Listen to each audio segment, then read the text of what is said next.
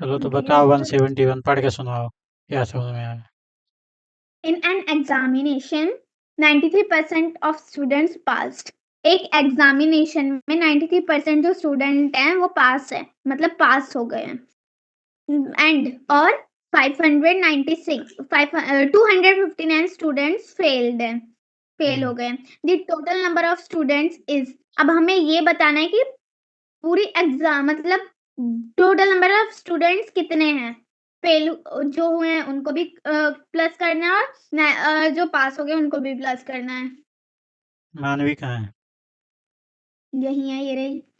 हाँ, अब हम्म, तुम्हें मैंने उस दिन बताया था, किसी भी क्लास में किसी एग्जाम में कोई भी चीज़ अपने आप में क्या होती है, 100% होती है ना। हम्म, कोई चीज़ अपने आप में 100% होती है जो टोटल को बताती है, टोटल। तो यहाँ पे 100% का मतलब है total students appeared in the examination. अब उसमें से 100% में से 93% क्या हो गए, पास। ना पास।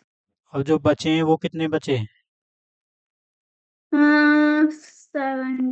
7%। 7% बचे हैं ना जो फेल हो गए हैं।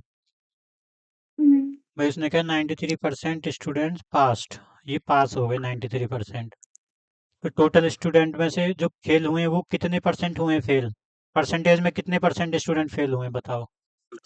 7%। 7%, क्योंकि टोटल 100% होता है। तो 93% पास हो गए, तो 7% फेल हो गए। अब ये जो फेल हुए ना, ये उन स्टूडेंटों का परसेंटेज है। लेकिन इन स्टूडेंटों की एग्जैक्ट संख्या कितनी है जो फेल हुए हैं, वो एक क्वेश्चन में दी हुई है। कितने फेल हुए हैं बोलो तो। 159 टेबल तो इस नंबर। 7% जो स्टूडेंट फेल हुए हैं, ये कितने के बराबर हैं, 259 के बराबर हैं। हम्म, ठीक है। तो 7% की वैल्यू कितनी हुई, 259। अब देख शॉर्ट में कैसे करेंगे इसको, 7% की वैल्यू है 259। अच्छा, हमें वैल्यू कितने की बतानी है, कितने परसेंट की वैल्यू बतानी है, कितने बच्चे अपियर हुए 90 एग्जाम में। हैं। मतलब आप बोलना क्या चाह रहे हो, एक बार बताना। हमें भाई यही तो बताना है कि पेपर में कितने बच्चे बैठे हैं टोटल, यही तो बताना है। हाँ, तो उसका परसेंटेज कितना है टोटल बच्चों का जो टोटल बैठे हैं एग्जाम में। हम्म 100%। हाँ, तो अब हमें 7% की वैल्यू तो पता है, 259 स्टूडेंट है। तो 100% की वैल्यू कितनी होगी। अब ये तो यूनिट मेथड से बता सकते हो ना। ये तो वही मतलब हो गया ना, जैसे 7 पेन आते हैं 259 के, तो 100 पेन कितने के आएंगे वही निकालना है। 7% की वैल्यू 259 है, तो 1% की वैल्यू निकालो पहले। 1% की कितनी होगी, कम। कम के लिए भाग करते हैं, तो 259 में भाग कर दो, कितने का, 7 का। अब 1% की वैल्यू आ गई 259/7, इसे काट दो। 7 3 जा 21, 4 बचे। आगे 4 और 9 37। 49 हो गए। 7 7 जा 49। 1% की वैल्यू कितनी आ गई, 37 30। स्टूडेंट। तो हमें हमें बतानी कितनी है, 100% की वैल्यू। तो कौन बताएगा 100% की वैल्यू कितनी होगी, कम या ज़्यादा। ज्यादा ज्यादा के लिए मल्टीप्लाई 3700। हाँ, तो इसमें 100 की मल्टीप्लाई कर दो। तो कितना आ गया थ्री आंसर, थाउजेंड 3700। इतने सारे स्टूडेंट थे टोटल पेपर में। अब अगर वो इसी सवाल में ये पूछे तुमसे, तुम ना ये ब्लैक ब्लैक स्क्रीन जिस पर मैं लिख रहा हूँ ना, इसको ना ऐसे थोड़ा सा जूम कर लो। तो जो बाकी चीज़ें हैं ना, वाइट वाइट जो, वो दिखेंगी नहीं, ये क्लियर दिखेगा फिर। हाँ। ठीक है। हम्म, कर- अब दिख ये रहा है काम क्लियर। कर। हाँ, अब दिख रहा है। मानवी, हम्म, अगर इसी सवाल में हमसे ये पूछा जाता कि भाई टोटल स्टूडेंट मत बताओ, जितने एग्जाम में बैठे हैं स्टूडेंट उतने मत बताओ, हमें तो ये बताओ पास कितने हुए हैं स्टूडेंट। सेम सवाल है ज्यों के त्यों। बस इसमें हमें ये नहीं बताना कि टोटल नंबर ऑफ स्टूडेंट कितने हैं, हमें बताना है कि नंबर ऑफ स्टूडेंट पास्ड, जो पास हो गए उनकी संख्या बतानी है एग्जैक्ट। तो वो कैसे निकालेंगे जरा बताओ। इसमें total number of student they रखे हैं। कहाँ दे रखे हैं। मतलब मान लो क्वेश्चन में दे रखे हूँ। अरे मैं तो बोल रहा हूँ 171 जो क्वेश्चन वो ज्यों का त्यों है। बस इसमें आखिरी में जो ये पूछा ना the total number of student, इसकी जगह टोटल नहीं, इसकी जगह हमें बताना the number of student who passed the examination, जो पेपर में पास हो गए उनकी संख्या बताओ। बाकी सवाल पहली लाइन जो के त्यों ही है।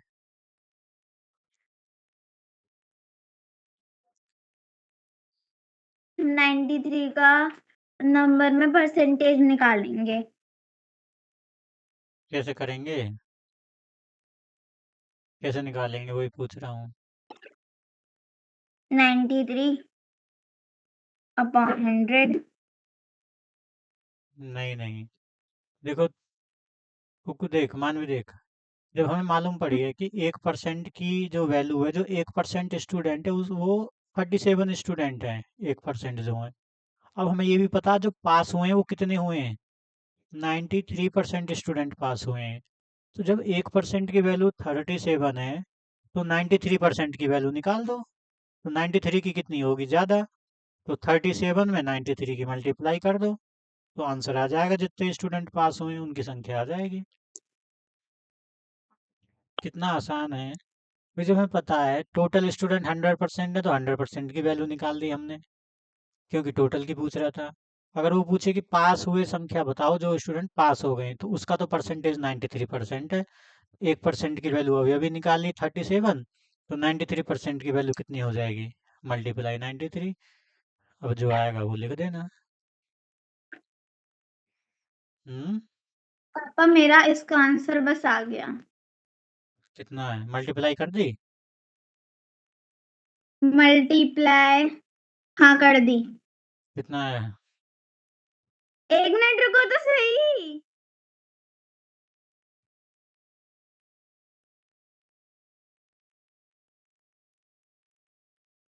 पापा इसमें ऐसे ही तो करेंगे। पहले तो 3700 जो हमारा 100 की वैल्यू आई है 100% स्टूडेंट्स की, वो तो 3700 है ना। हम्म 8 9 10 तो अब हम अगर जब 93% स्टूडेंट्स कितने 93% स्टूडेंट्स 3441 देख इसमें है, तो उन्होंने अपने से बनाया है ना ये। ये आखिरी की लाइन मैंने खुद से बनाया नया क्वेश्चन। अगर ये पूछे कि पास हुए स्टूडेंट कितने हैं तो ऐसे बताएंगे, 93 की वैल्यू निकाल लेंगे। 1% की वैल्यू पता है 37, 93% की वैल्यू हो जाएगी मल्टीप्लाई 93। 3441 है मेरी भी, लेकिन मुझे पहले लगा गलत है क्योंकि उसमें आ ही नहीं रहा। मुझे लगा क्वेश्चन तो चेंज, मुझे लगा कि पापा ने जो क्वेश्चन बोला वही बुक में है। जब मैं कुछ बोला करूँ ना, कुछ बताया करूँ, समझाया करूँ, तो कानून है ना इधर ही रखा करो, समझ उधर गई। ही थे, मुझे लगा बुक का है ये। अच्छा चल बता, मैंने क्या बताया, क्या समझाया अभी। आपने समझाया है कि 93% स्टूडेंट्स पास हुए हैं, 7% फेल हुए हैं। आपने उससे पहले ये भी बताया था कि 100 माइनस 93% करेंगे तो 7% स्टूडेंट्स फेल हो गए। तो 7% की वैल्यू बुक में दी है 259, तो 7% इज इक्वल टू 259। तो अब हम 1% की वैल्यू निकालेंगे। अगर तो हम कम की निकाल लें तो डिवाइड करेंगे 259 डिवाइडेड बाय 7 तो आएगा 37। अब हमें टोटल स्टूडेंट्स बताने हैं, 100% है तो 37 स्टूडेंट एक क्या बोलते हैं 1% की वैल्यू 37 आई है, तो अब हमें ज्यादा की निकालेंगे तो मल्टीप्लाई करेंगे, तो 100 मल्टीप्लाई 37 3700 आपने ये बोला है। इससे आगे भी कुछ बोला फिर, इससे आगे भी कुछ बताया था। अब फिर ये बोला क्या, इससे आगे भी तो कुछ बताया था मैंने। हाँ बताया, तो वही तो पूछना, वो बताती हूँ। क्या बताया है, अलग से नई चीज क्या बताई है इस क्वेश्चन में। आपने ये क्वेश्चन को चेंज किया है, लास्ट लाइन इस क्वेश्चन की, कि अगर इस क्वेश्चन को मैंने बनाया, अगर इस लास्ट लाइन पूरा क्वेश्चन से लास्ट टोटल स्टूडेंट्स नहीं पूछे आप, स्टूडेंट्स पास हुए हैं। कैसे निकालेंगे? 93 मल्टीप्लाई 37। क्यों? 93 मल्टीप्लाई 37 क्यों? क्योंकि एक 93% स्टूडेंट्स पास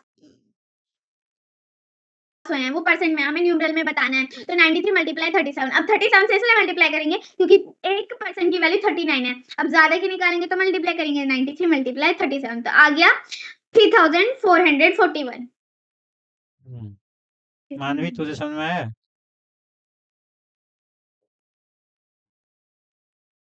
मानवी हाँ।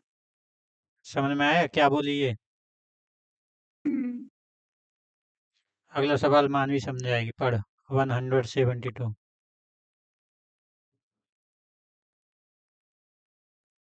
A sweet seller, declared that he sells the sweet at the cost of, however, he use a weight of 450 gram instead of 500 gram. His percentage profit is. Hindi समझा इसी question के। एक sweet seller ने declare किया वो अपनी sweets को cell करेगा, बेचेगा। वो उन स्वीट्स के वेट को नाप के डिक्लेयर करेगा कि इस स्वीट को कितने में बेचना चाहिए, कितने पैसे अरे में फुल स्टॉप मिलेगा। तक की, जो फुल स्टॉप लगा जहाँ कॉस्ट प्राइस पे फुल स्टॉप, वहां तो कहीं वेट का नाम भी नहीं है। एक स्वीट सेलर डिक्लेयर करता है वो अपनी स्वीट्स को इतने कॉस्ट प्राइस में बेचेगा। इतने में?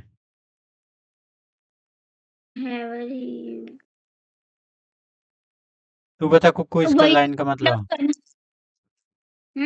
मैं बताऊं? हाँ।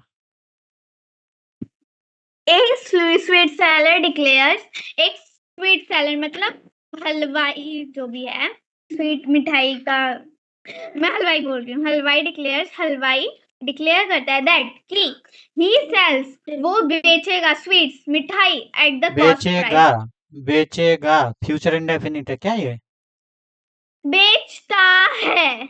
हाँ तो फिर सही क्यों नहीं बोल रही हो? कोई नहीं, इसीलिए टेंस पढ़ाए थे सॉरी, तुमको कि गलत बोलना। मैंने आंसर ध्यान नहीं दिया, अब बोल देती हूँ मैं। हम्म। वो ही सेल्स स्वीट्स, वो स्वीट्स मतलब मिठाई बेचता है at a cost price. Cost price पे अब हमें वही कॉस्ट प्राइस फाइंड आउट करना है, इसलिए हमें पता नहीं है, इसलिए इसने सिर्फ कॉस्ट प्राइस लिखा है। इसमें कहाँ लिखा है कि कॉस्ट प्राइस फाइंड आउट करना है? कहाँ लिखा है कि फाइंड आउट करो कॉस्ट प्राइस? जब कॉस्ट प्राइस फाइंड आउट करेंगे तभी तो हम प्रॉफिट परसेंटेज निकाल पाएंगे। अरे इसका मतलब ये है कि अ स्वीट सेलर डिक्लेयर्स, एक स्वीट सेलर मिठाई विक्रेता ये घोषणा करता है कि दैट की ही सेल्स स्वीट्स, कि वो मिठाइयों को बेचता है एट द कॉस्ट प्राइस पे बेचता है।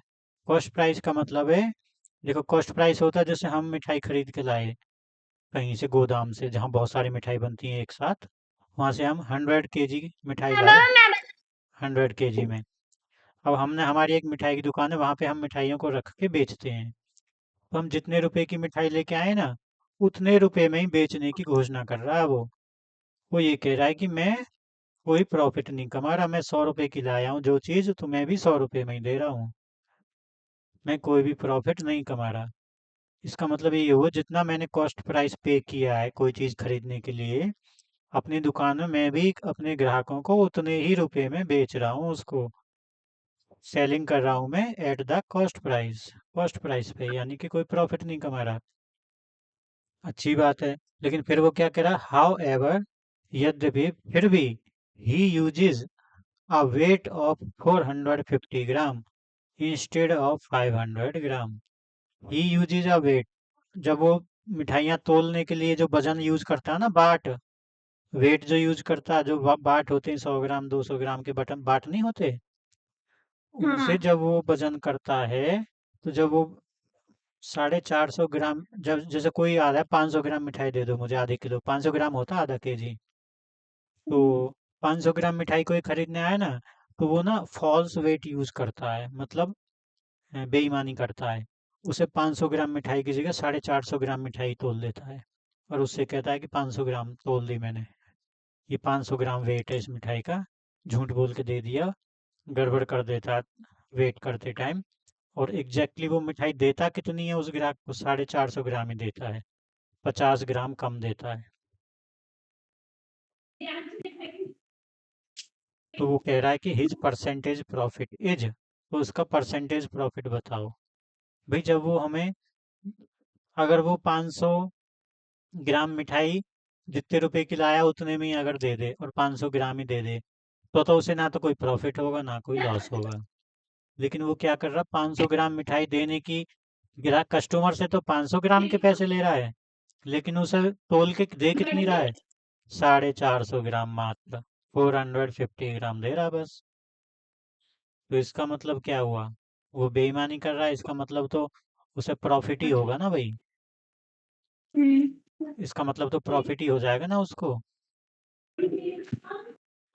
तो हम, अब हमें कॉस्ट प्राइस मालूम नहीं है, हमें तो बताना प्रॉफिट परसेंटेज। प्रॉफिट परसेंट तो तभी निकलेगा ना जब प्रॉफिट हुआ हो उसको, और कॉस्ट प्राइस मालूम हो हमको। तो चलो कॉस्ट प्राइस तो हमें मालूम नहीं है, लेकिन हमें ये तो मालूम है कि 500 ग्राम मिठाई बेची है उसने, लेकिन दी है उसने 450 ग्राम, 450 ग्राम दी है मात्र, और पैसे ले लिए 500 ग्राम के उससे। तो पापा एक बात बोलो। अब हमें ये भी नहीं पता 500 ग्राम मिठाई के पैसे कितने लिए हैं उसने। तो हम ये मान लेते हैं, इस सवाल को देखो, ऐसे करेंगे, लेट द, पापा एक बात बोलूं। पापा फिर तो इसमें एसपी तो 450 ग्राम हो गया, एक और मिनट रुक कॉस्ट जाओ, price let the cost price of 1 gram मिठाई, of 1 gram sweet, let the cost price of 1 gram sweet is equal to 1 rupees, ऐसा मान लेते हैं। देखो भाई, एक, let the cost price of 1 gram sweet is equal to 1 rupees, 1 gram मिठाई का कीमत कितना, 1 रुपया, हमने ये मान लिया। तो बताओ 500 ग्राम मिठाई की कीमत कितनी हुई, 500 रुपए। 500 ग्राम की कीमत हुई, कॉस्ट ऑफ 500 ग्राम स्वीट, आ 5। 500 रुपया हो गई भाई, 500 ग्राम की 500 हो गई। ठीक, अब तुम बताओ, अब कोई हमसे 500 ग्राम मिठाई लेने आया, अब हमने 500 ग्राम के पैसे ले लिए उससे, यानी हमने कितने पैसे लिए उससे, 500 500 500 रुपये ले लिए, लेकिन हम उसको मिठाई कितनी दे रहे हैं, 450 ग्राम। 450 ग्राम मिठाई की कीमत कितनी होती है, cost of 450 gram sweet is equal to 450। 450 rupees. देखो हमने उसको मिठाई कितनी दी है, 450 ग्राम, तो हमें पैसे भी कितने लेने चाहिए थे उससे, 450 ग्राम, सॉरी 450 रुपये लेने चाहिए थे। मतलब फोर हंड्रेड फिफ्टी पापा हाँ, दुकानदार को ना 5 रुपए का प्रॉफिट हो रहा है। 5 रुपए का। हाँ 50 रुपए का। 50 50 50 50 हाँ, 50 मतलब अच्छा। अब तुम ये देखो, यहाँ ये दिमाग लगाओ कि भाई जो चीज 450 रुपए की थी, जितनी उसने मिठाई दी है ना, वो 450 ग्राम दी है अपनी दुकान में से कस्टमर को, झूठ बोल के। तो जितनी मिठाई कस्टमर के पास गई है ना उसकी दुकान में से, उसकी कीमत 450 रुपए थी, लेकिन उसने झूठ बोल के बोल लिया मैंने तो 500 ग्राम दे दी, तो उसको तोल के 500 रुपये दे मुझे, तो 450 रुपए की चीज के पैसे उसने कितने ले लिए, 500 रुपये। 500। कीमत तो 450 रुपये, 450 ग्राम मिठाई की, लेकिन झूठ बोल के उसने कितने पैसे ले लिए उससे, 500 रुपये। 500। तो अब प्रॉफिट कितने का हुआ ये बताओ मुझे। 50 रुपीज मतलब तो हम सीपी माइनस। यहाँ लिखेंगे 500 माइनस के 450 इज इक्वल टू 50 रुपीज। ₹50 का प्रॉफिट हो गया। लेकिन मुझे तो पूछा पेपर में प्रॉफिट का परसेंटेज। तो प्रॉफिट पापा परसेंटेज का फॉर्मूला क्या होता है?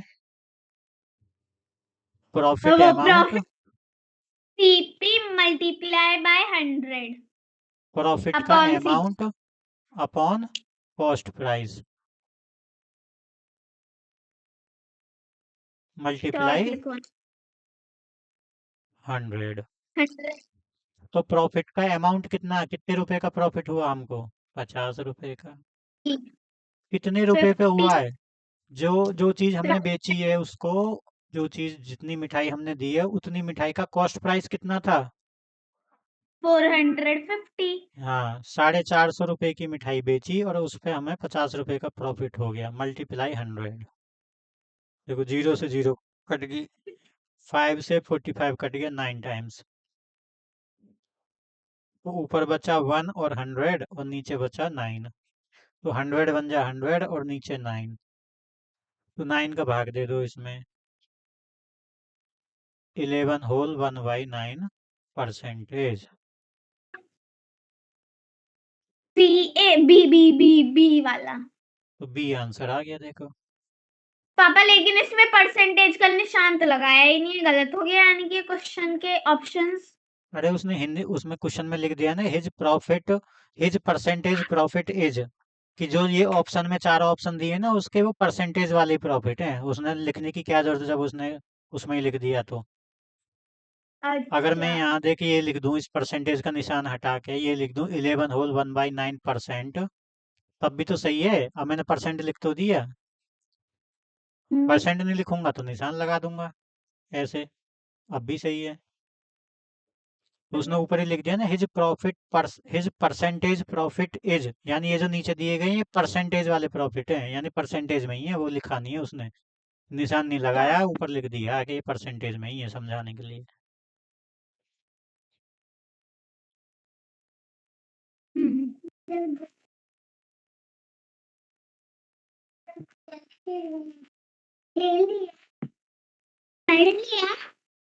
अगला क्वेश्चन कौन पढ़ेगा? The average temperature of first 3 days is 27 degree and of the next 3 days is 29 degree. If the average temperature of whole week is 28.5 degree Celsius, then the temperature of the last day is देखो, एक week में कितने days होते हैं? 7. 7 days होते हैं। और यहाँ पे एवरेज की बात चल रही है। तो 7 डेज का टेम्परेचर, जैसे आज का टेम्परेचर कितना है, जैसे मंडे से शुरू करते हैं चलो। तो मंडे, ट्यूसडे और वेनसडे, ये जो पहले 3 दिन है ना, उनमें एवरेज टेम्परेचर है 27 डिग्री। उसके बाद के जो नेक्स्ट 3 डेज हैं, थर्सडे, फ्राइडे, सैटरडे, उसमें है 29 डिग्री एवरेज टेम्परेचर। और जो 7वां दिन है संडे, उसका हमें टेम्परेचर बताना है। संडे के दिन का एक दिन का टेम्परेचर बताना है। और जबकि पूरे 7 दिन का जो एवरेज टेम्परेचर है वो है 28.5 डिग्री सेल्सियस। तो देखो, तुम्हें ये तो पता ही है। अगर हमें ये मालूम पड़ जाए 173,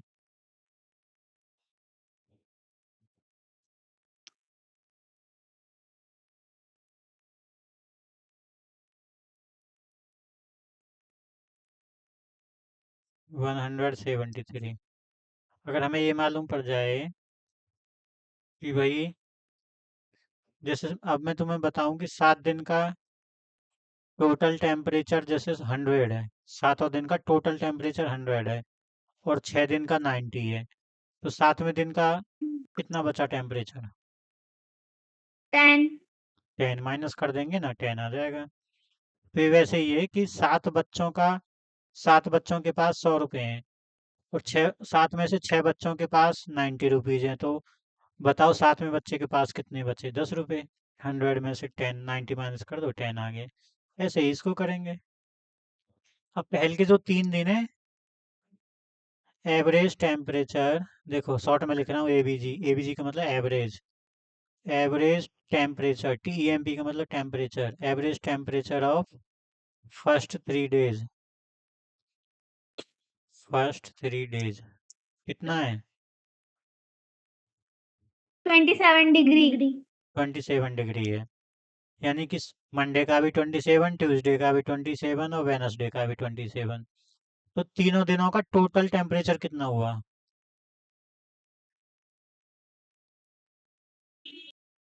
तीनों टोटल दिनों का temperature total. Of first 3 days. लिखना मत, मैं वीडियो बना के भेज दूंगा, गद्दड़ो समझ लो ध्यान से खोपड़िया में। टोटल समझ ही रहे हैं। Temperature, total temperature of first 3 days. देखो एवरेज टेम्परेचर का मतलब होता है कि जैसे एवरेज टेम्परेचर बताया उसने 27 डिग्री है पहले के 3 दिन का, तो तीनों दिन 27 27 27 रहा टेम्परेचर एवरेज। तो तीनों का योग कितना हो गया, एडिशन टोटल कितना हुआ टेम्परेचर 3 दिन का, बताओ ना। 9। तमाचा मार दूंगा। Total temperature of first 3 days. 27। तो एवरेज टेम्परेचर है ना, एवरेज टेम्परेचर होता है प्रत्येक दिन का। टोटल पूछ रहा हूँ, तीनों दिन का टोटल टेम्परेचर कितना हो गया?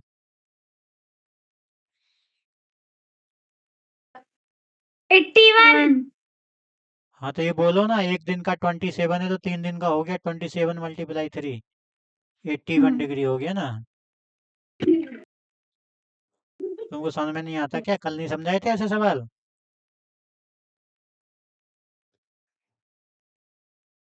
Next 3 days, next 3 days average temperature, average temperature बताओ नेक्स्ट 3 डेज का। 29 डिग्री। अब टोटल टेम्परेचर बताओ नेक्स्ट 3 डेज का। 87 डिग्री। 87। 29 में 3 की मल्टीप्लाई कर देंगे, 3 दिन का ना, तो 87 डिग्री हो गया। देखो पहले के 3 दिन का निकल गया, उसके अगले 3 दिन का निकल गया, तो 6 दिन का निकल गया ना। टोटल टेम्परेचर बताओ, टोटल टेम्परेचर ऑफ 6 डेज।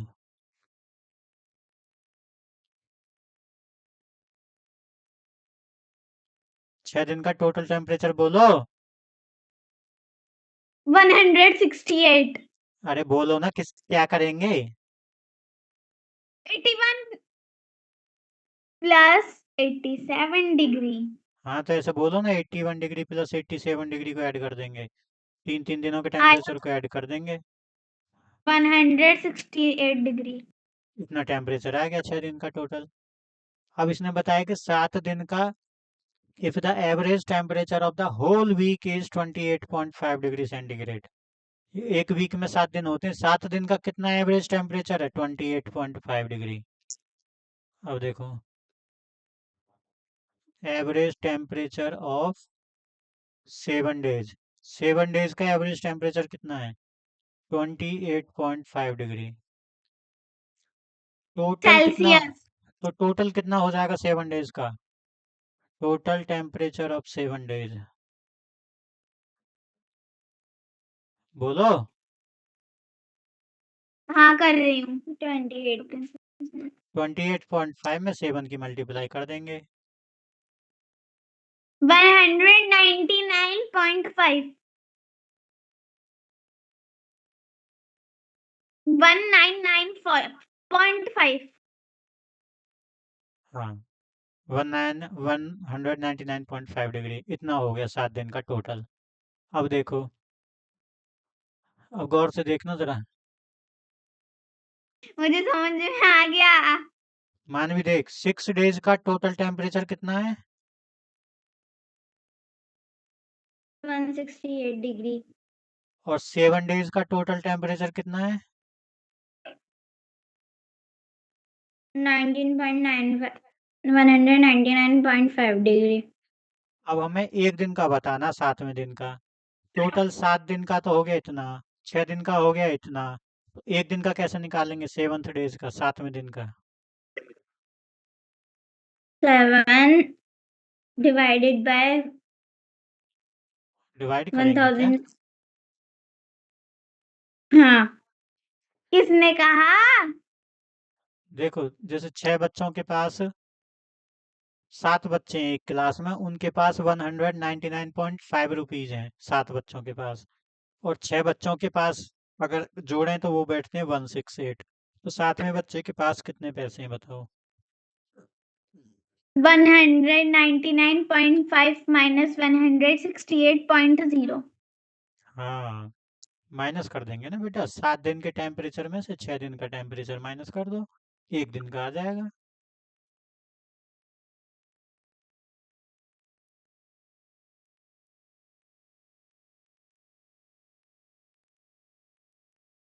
7 दिनों के टोटल में से 6 दिन का टोटल माइनस कर दिया तो 1 दिन का नहीं आ जाएगा?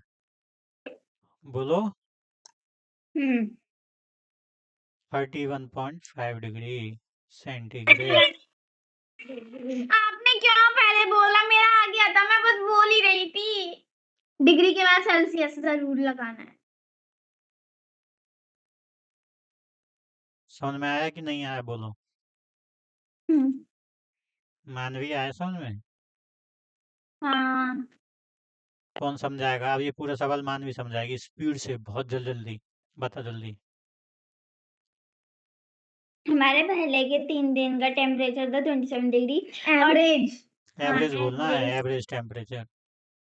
हमारे पहले के 3 दिन का एवरेज टेम्परेचर था 27 डिग्री। तो टोटल 3 दिन का टेम्परेचर कितना होगा? तो उसके लिए 27 मल्टीप्लाई 3 आ गया 81। और उसके बाद जो 3 दिन और हैं नेक्स्ट उसके बाद डेज, उनका एवरेज है 29 डिग्री। तो हम 29 मल्टीप्लाई 3 आ गया 87 डिग्री उन तीनों डेज का टोटल टेम्परेचर। हम्म। तो हमारे 6 डेज का तो टोटल टेम्परेचर निकालने के लिए 81 प्लस 87 कर देंगे तो आगे 168 डिग्री। मतलब 6 डेज का टोटल टेम्परेचर है 168 डिग्री। हम्म। और 7 डेज का एवरेज है 228.5 डिग्री। तो टोटल टेम्परेचर 7 डेज का कितना होगा? उसके लिए हम 28.5 में मल्टीप्लाई कर देंगे 7 की, तो आया 199.5। अब हमें जो 7वां दिन था उसका टेम्परेचर निकालना है कि उसमें कितना टेम्परेचर था। तो हम 199.5 डिग्री से माइनस कर देंगे 168 डिग्री, आया 31.5 डिग्री सेल्सियस। हम्म। ये ऐसे तो करके आएंगे जब 5th क्लास के पेपर में आएगा, स्कूल के पेपर में आएगा ना ये सवाल, तो ऐसे करके आएंगे जैसे मैंने बताया है। अगर अगर कॉम्पिटिटिव एग्जाम में, एंट्रेंस एग्जाम में जब आएगा ये सवाल तो कैसे करके आएंगे पता है? वहाँ तो शॉर्ट में ऐसे करेंगे। 27, पहले के 3 दिन का एवरेज टेम्परेचर 27, तो 27 थ्री जा 81। अगले 3 दिन का टेम्परेचर 29, 29 थ्री जा 87। टोटल हो गया 6 दिन का 168। 7 दिन का एवरेज टेम्परेचर दे रखा 28.5, तो 7 की मल्टीप्लाई कर दो, ये हो गया 199.5। तो इसमें से माइनस कर दो 168, 6 दिन का माइनस कर दो, आंसर आ गया 31.5 डिग्री आंसर। ऐसे करेंगे पेपर में। ठीक है बेटा? लेकिन 5th क्लास के पेपर में ऐसे करके आएंगे जैसे तुम्हें बताया, लैंग्वेज लिख लिख के समझा समझा के, ताकि पूरे नंबर मिले। अगर 5th क्लास के पेपर में ऐसे करिए ही ना, जैसे ये गोला में लिखा हुआ है जो शॉर्ट में, तो 5 में से एक ही नंबर मिलेगा या 2 दे देगा ज़्यादा से ज़्यादा।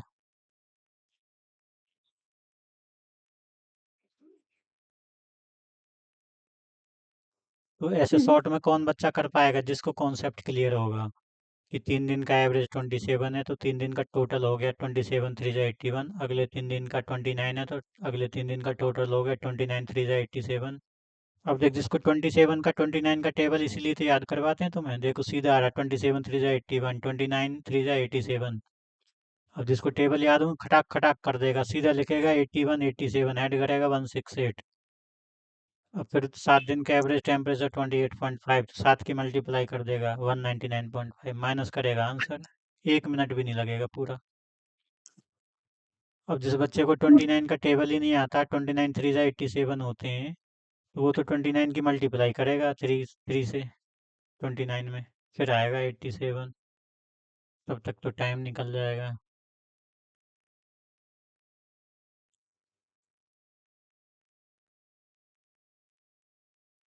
श्याम बाबा, आप रीजनिंग वाले क्वेश्चन क्यों नहीं कराते हो? रीजनिंग वाले पापा, तो बाद में कराएंगे, वो आसान होते हैं, एक साथ करवा देंगे। आप तो बोल रहे थे रीजनिंग बहुत हार्ड होती है।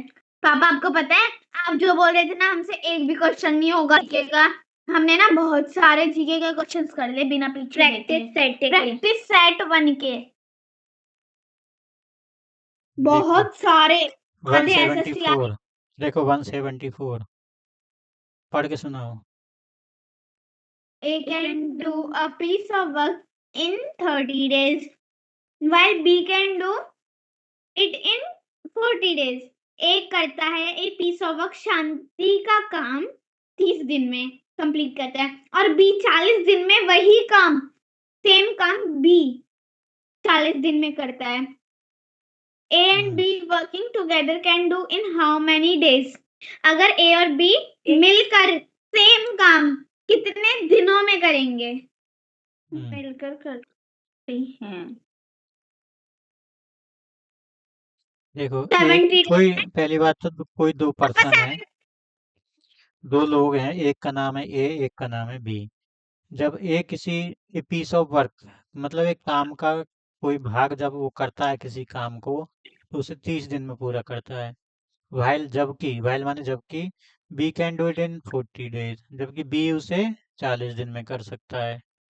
A and B working together, अगर ए और बी एक साथ काम करें, मिल के काम करें, तो उसे कितने दिन में पूरा कर देंगे? 70 days. ऐसा नहीं है, 30 और 40 को ऐड कर दिया होगा तुमने, है? ऐसे थोड़ी होता है।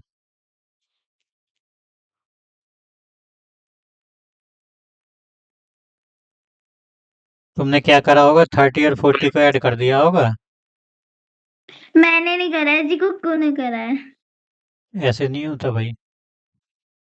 श्याम बाबा, अगर आप ही बताओ, कम कम होगा इसमें, क्योंकि वही काम ए मिलके तो ए अकेला 30 डेज में कर रहा है और बी अकेला 40 डेज में कर रहा है, तो वो कम दिनों में करेंगे ना उस काम को। तो अगर वो हाँ दोनों वही एक साथ मिलके करते हैं तो भाई, अकेला करता है एक आदमी 30 दिन में, और दूसरा आदमी अकेला करे उसी काम को 40 दिन में, दोनों एक साथ लग जाएंगे तो कम दिन में नहीं हो जाएगा?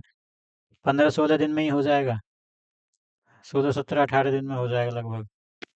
मुझे मेरा बेटा को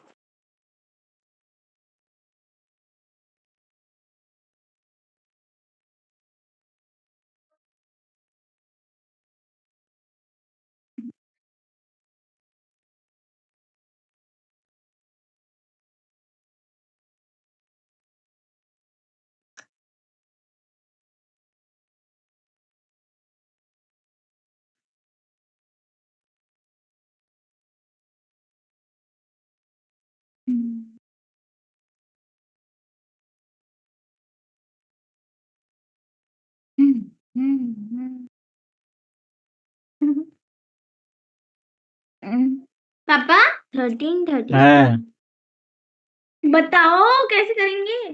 देखो इसके दो तरीका होते हैं करने के, पहले तो बता देता हूँ शॉर्ट। जैसे कॉम्पिटिटिव एग्जाम में आएगा शॉर्ट में, तो कैसे करेंगे? देखो ए किसी काम को कितने दिन में करता है? 30 डेज 30 में। डेज। बी उस काम को कितने दिन में करता है? 40 डेज में। तो फिर हम बी का और ए का जो टाइम है, 30 डेज 40 डेज, उनका लेंगे एलसीएम। तो एलसीएम कितना आया? 30 और 40 का एलसीएम कितना होता है? देखो 40 का टेबल पढ़ो, 40 बन जा 40, तो 40 तो होगा नहीं एलसीएम, क्योंकि 30 डिवाइड नहीं करेगा 40 को। 42 जा 80, इनमें बड़ी संख्या 40 है, तो 40 का ही टेबल पढ़ेंगे। 42 जा 80, 80 भी नहीं होगा क्योंकि 80 भी डिवाइड नहीं होता 30 से। 43 जा 120, तो 120 आ जाएगा एलसीएम, क्योंकि 120 30 से भी डिवाइड हो जाता है। तो ये जो एलसीएम आता है ना, ये एलसीएम होता है टोटल वर्क। भाई ए किसी काम को 30 दिन में करता है, बी किसी काम को 40 दिन में करता है। तो हमने टोटल वर्क मान लिया एलसीएम दोनों का, एलसीएम आया 120, तो ये हुआ टोटल वर्क, कि वो टोटल वर्क 120 है। और वो 120 कुछ भी होता है, 120 पेड़ है मान लो, 120 पेड़ को वो 30 दिन में काटता है, और बी 120 पेड़ों को 40 दिन में काटता है। अगर दोनों एक साथ मिलकर काटें तो कितने दिन में काट देंगे ये? तो हमें काम तो पता ही नहीं है ना, काम कितना है बस। भाई हमें इतना ही तो पता है कि एक ए किसी काम को 30 दिन में करता है, बी किसी काम को 40 दिन में करता है, तो काम तो हमें मालूम ही नहीं है वो काम है कितना। तो हमने काम मान लिया 30 और 40 दोनों का एलसीएम निकाल के 120 है। मम्मी क्या करके आई डरा रही थी उसे। 120 काम है वो, तो टोटल वर्क हुआ 120। नंबर। अब देखो, तो सुनो, हाँ। एक कितने दिन में करता है? 30 डेज में। काम कितना है? 120। जैसे 120 पेड़ काटने हैं ए को, तो 30 दिन में काट देगा वो 120 पेड़ों को। तो एक दिन में कितने पेड़ काटेगा बताओ?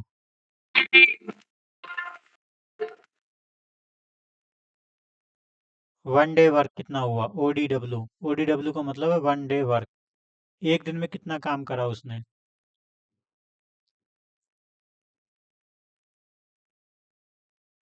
आवाज नहीं आ रही तुम्हारी, माइक बंद हो गया तुम्हारा।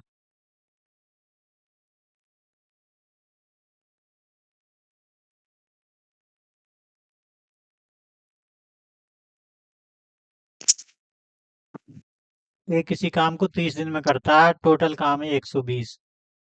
जैसे 120 पेड़ों को काटना है, तो 30 दिन में काट देता है ए।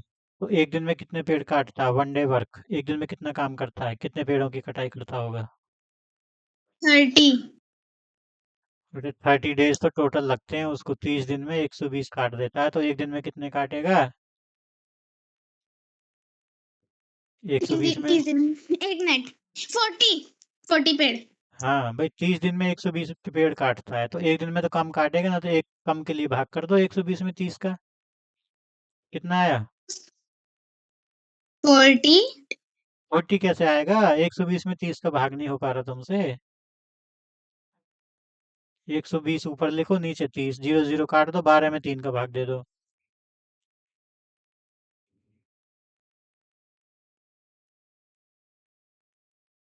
120 डिवाइडेड बाय 30 तो करना है। हाँ तो कितना आया, कितने बार कटेगा? क्वोशेंट कितना आया? एक मिनट वैसे ही, रुकोगे? वैसे ही टेबल पढ़ लो। 31 जा 30, 32 जा 60, 33 जा 90, 34 जा 120। 4 टाइम्स कटा, वही तो बोल रही हूँ। 40 क्यों बोल रहे हो फिर तुम? मैंने 0 लगा दिया गलती से, तो वन डे जबकि वो वर्क, 0 भी कट रहा है। तो वन डे वर्क कितना आया? एक एक दिन में कितने पेड़ काटता है? 4। अब ऐसे ही बताओ, बी एक दिन में कितने पेड़ काटेगा? बी एक दिन में, हाँ, 3। हैं? हाँ, 3। हाँ। अब ए और बी एक दिन में कितना काटेंगे टोटल? ए प्लस बी एक दिन में कितना काटेंगे मिलके? 7। हाँ। अगर दोनों एक साथ लग जाएं एक दिन में कितना काट देंगे? 3 काटेगा बी और 4 काटेगा ए, तो एक दिन में वन डे वर्क हो जाएगा ए प्लस बी का 4 + 3, 7 पेड़ काट देंगे एक दिन में वो। टोटल पेड़ हैं कितने जो उनको काटने हैं? अरे बोलो। 100। हाँ। अब तुम बताओ तो कितने दिन लगेंगे उनको?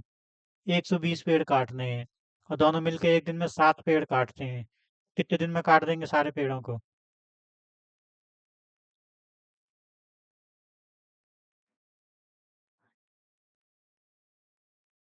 Time taken by A plus B. बोलो कैसे निकालेंगे, बस इतना बता दो। भाई 120 पेड़ काटने हैं ए और बी को, वो दोनों एक दिन में 7 पेड़ काटते हैं, तो कितने दिन में काट देंगे सारे पेड़ों को? सुन लो, 17 1/7। कैसे करेंगे इतना पूछा मैंने तो बस। 7 divided by 120 divided by 7. हाँ, तो कितना आया? 17 whole 1/4. 1/4 कैसे आ जाएगा? पागल है क्या? 1/4 फोर ही कहाँ आएगा। फोर कहाँ से आ गया? नीचे तो 7 है ना। हाँ तो 7 आ गया। फिर कहियो कोई सा ऑप्शन मैच कर रहा है क्या? नहीं। फिर अरे ऑप्शन में तो यही आंसर दे रखा है, 120/7 डेज, दिख नहीं रहा क्या? ऑप्शन नंबर दिख डी, रहा है। वही हम्म, आंसर हो गया।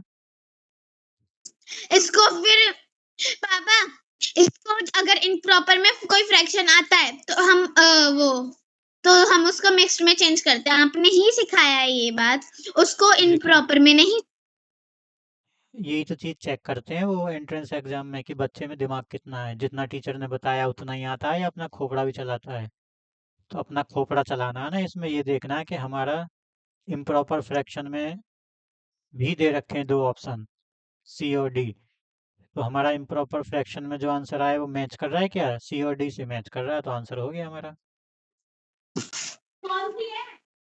अगर वो 120/7 की जगह वो दे देता 17 whole 1/7 डेज, तो फिर हम इसे इम्प्रॉपर में चेंज करके टिक कर देते, फिर ये आ जाता 17 whole 1/7। 1/4 तो तब भी नहीं आता, तो बोल रही थी 1/4। मैंने फिर ऑप्शंस में से जल्दी से देख के बोल दिया। हाँ, क्यों बोला? 1/4 तो आएगा ही नहीं, खोपड़ा नहीं है क्या दिमाग में? 7 आता। तो फिर 4 क्यों बोला? ऑप्शंस गलती से देख के बोल दिया ना, बोलो कितनी बार। अरे तो गलत बोला है ना, तेरे पूरा क्वेश्चन सही करा तूने 120/7 तक। अब फिर तेरी नजर पड़ी बी ऑप्शन पे, 17 whole 1/4, वो तूने बोल दिया ये सही है, टिक कर दिया, 0 नंबर मिलेंगे तुझे। पूरा सही कर लिया सवाल, ऑप्शन तूने गलत टिक कर दिया, 0 नंबर मिलेंगे पेपर में। क्या फायदा रहा पूरा सवाल सही करने का, जब तुझे 120 में 7 का भाग नहीं आ रहा है, इम्प्रॉपर को मिक्स्ड में चेंज करना नहीं आ रहा, तो फिर क्या फायदा रहा? जब इसको मिक्स्ड में चेंज करेगी तो 17 whole 1/7 आएगा, वो तो किसी ऑप्शन में है ही नहीं। तू कह रही है बी में, तो तू तो बी टिक कर देती ना पेपर में, फिर मुझे आके घर बताती कि मैंने ये समझा था, तो 0 नंबर मिल तो गई तुझे। क्या फायदा रहा बता? हर क्लास में तुमको इम्प्रॉपर को मिक्स्ड फ्रैक्शन में चेंज करना सिखाया था, और आज तूने गलत चेंज कर दिया, तो क्या फायदा रहा सिखाने का सेकंड में और थर्ड में, और फोर्थ में भी सिखाया था। मानवी तुझे यहाँ क्या दिख रहा है? 17 होल 1/7 ही तो दिख रहा है। लेकिन मैंने बी ऑप्शन देख के बोल दिया ना गलती से। हाँ तो बोल दिया का मतलब टिक कर दिया तूने, मान लो तू पेपर में बैठी होती तो तुझे पेपर में दिखता बी ऑप्शन, भग कैसी तू गोला कर देती बी ऑप्शन पे और तुझे मिलती 0। तो समझ में आई? हम प्रॉपर सवाल करने के बाद भी, सही सवाल करने के बाद भी हम कभी कभी गलत गोला भर देते हैं, ये सोच के कि यही होगा। तो ऐसे बच्चों का सिलेक्शन नहीं होता। जब हमें इम्प्रॉपर को मिक्स्ड में चेंज करना है तो ढंग से चेंज करो ना, 17 whole 1/7 आएगा हमारा, वो तो है ही नहीं किसी ऑप्शन में, इसका मतलब इम्प्रॉपर ढूंढो, इम्प्रॉपर तो है डी में, 120/7 है, जो कहते हो तो वही टिक करो। बी वाले पे क्यों टिक करा तूने, बोला क्यों? गलती हुई है कि नहीं हुई? हुई है। 0 नंबर मिलने वाली गलती हुई है, 0 नंबर मिलेंगे।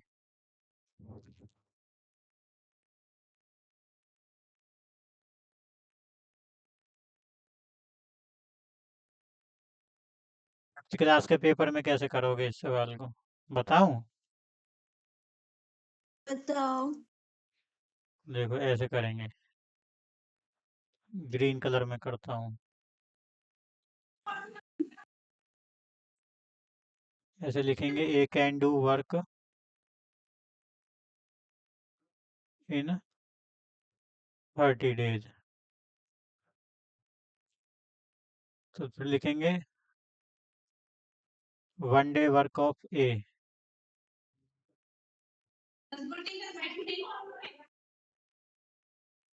One day work of A का एक दिन का काम कितना हुआ?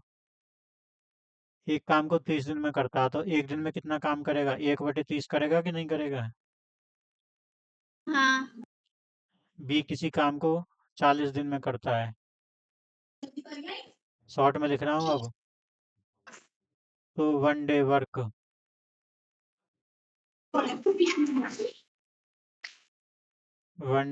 ऑफ बी कितना हो जाएगा? 1/40। तो अब लिखेंगे one day work of A plus B, दोनों का मिलके कितना हो जाएगा? एक का 1/30, एक का 1/40। ये बन गया फ्रैक्शन। एलसीएम आ गया 120। 30 का 120 में भाग देंगे 4, 4 की 1 में मल्टीप्लाई करेंगे 4 बन जाए 4, 43 जा 120, 3 बन जा 3। तो ये आ गया 4 और 3 7/120। ये आया एक दिन का काम ए और बी का। तो ए और बी का टोटल काम को कितने दिन में करेंगे? Total days taken by A plus B कितना हो जाएगा? भाई एक दिन में कितना काम करते हैं? 7/20। तो टोटल टाइम कितना लगेगा पूरे काम को करने में? उल्टा कर दो, 120/7। यही तो आया था, इतने डेज हो गए।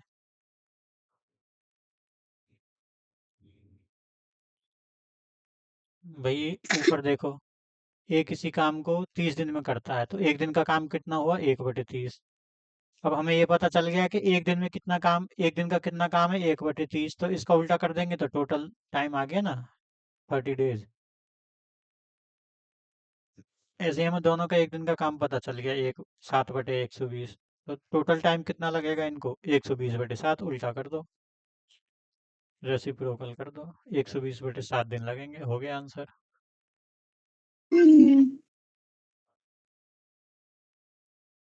अगला सवाल। तुम्हारा खोपड़ा क्यों नहीं अगला दिख रहा किसी का भी?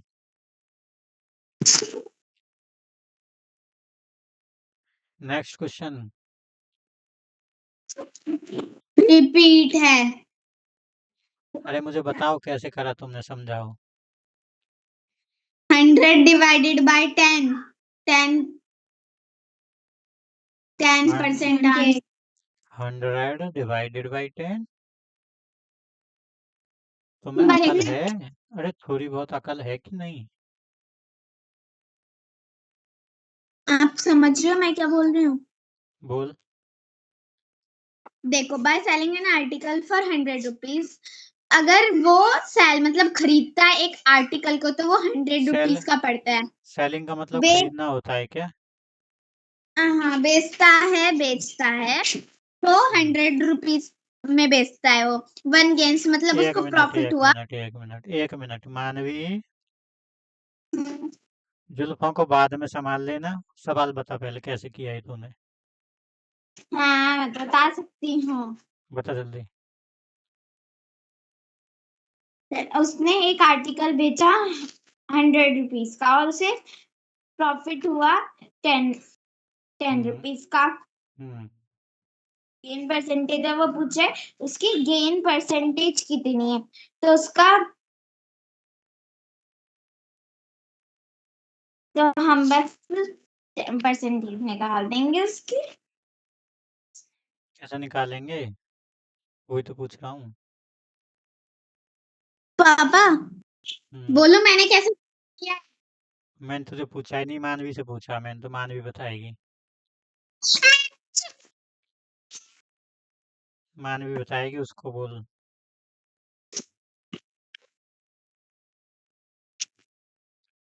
मानवी बता। देखो, 10/100 मल्टीप्लाई 100। तमाचा मार दूंगा गाल पे खींच के, समझ गई? तो जी ऐसे ही कर रहा है। देख स्क्रीन पे, selling price of an article. मेरी बात तो सुन लो। बता। देखो, मैंने ऐसे सॉल्व किया है, देखो अब कैसे सॉल्व किया है। मैंने हाँ। ऐसे सॉल्व किया है कि पहले तो मैंने हमें सीपी फाइंड आउट करना है क्योंकि उधर सीपी दिया नहीं है, तो हम पहले फॉर्मूला लिखेंगे CP is equal to SP minus profit. तो CP is equal to SP है 100 और प्रॉफिट है 10, ये तो किसने सीपी आ बताया तुझको? ये फॉर्मूला किसने बताया तुझको? मैंने तो बताया नहीं कभी। सही बता, तूने मैंने सॉल्यूशन में देखा नहीं? मानवी से पूछ लो, हमारा चैप्टर है ना उसमें सर ने बताया है हमको CP is equal to SP minus profit. अगर एसपी ढूंढना होगा तो सीपी माइनस प्रॉफिट, अगर प्रॉफिट ढूंढना होगा तो सीपी माइनस एसपी। गलत, सीपी माइनस एसपी बोल रही है, SP minus CP. SP minus CP जो भी है, लेकिन मुझे याद है अच्छे से फॉर्मूला, मैंने पीछे से तो एक भी चीज देखी नहीं है। आपने फोल्ड किया था ना, देखो वैसा फोल्ड का फोल्ड ही है। देख, ये देख अंडरस्टैंडिंग होती है उसकी ना, अंडरस्टैंडिंग होती है कुछ प्रॉफिट की, कॉस्ट प्राइस की, सेलिंग प्राइस की, उसका ना फॉर्मूला नहीं होता कुछ भी। अंडरस्टैंडिंग हाँ होती है कोई चीज़ ठीक कैसे ही है। निकलती है। मैं तो तू एचपी मुझे दिया है इसमें ये प्रॉफिट। बता दे, तूने सीपी निकाला क्यों इस सवाल में? इसने तो बोला ही नहीं सीपी निकाले, तो बोला गेन परसेंट बताओ। इसने सीपी तो में बोला ही प्रॉफिट नहीं है। है, तो उसके लिए हमें सीपी पता होना चाहिए क्योंकि प्रॉफिट अपॉन सीपी, सीपी पता होगा तभी तो हम प्रॉफिट परसेंट निकाल पाएंगे, इसलिए हमने सीपी ढूंढा। हाँ, तो देखो, सेलिंग प्राइस एसपी दे रखा 100 rupees, selling price of an article 100, और वे बोल रहा है कि जो हमने 100 रुपये में बेचा ना, तो इसमें 1 गेन्स रुपीज 100, तो 10 रुपीज का प्रॉफिट हुआ है। तो इसने बोला प्रॉफिट, ब्रैकेट में लिख देता हूँ गेन, एक ही मतलब है गेन। गेन हुआ 10 रुपीज का। जैसे मैंने किसी को हाँ 100 रुपये का पेन बेच दिया, उसमें मुझे 10 रुपये का फायदा हो गया। इसका मतलब मैं उस पेन को कितने का खरीद के लाया हूँगा? 90 रुपीज। भाई 90 रुपीज का लाया हूँगा, 100 में बेच दिया, तभी तो 10 का फायदा हुआ मुझे। तो कॉस्ट प्राइस यानी कि कॉस्ट प्राइस कितना हुआ? Selling price minus 90। Profit, selling price 90। Minus profit. तो 100 - 10 = 90 रुपीज हुआ कॉस्ट प्राइस, यानी मैं उसको 90 रुपए की लाया हूँगा, 100 में बेच दिया, 10 का प्रॉफिट हो गया। अब मुझे प्रॉफिट परसेंट बताना है, यानी गेन परसेंट। तो गेन परसेंट का फॉर्मूला होता है गेन का अमाउंट नीचे कॉस्ट प्राइस मल्टीप्लाई 100।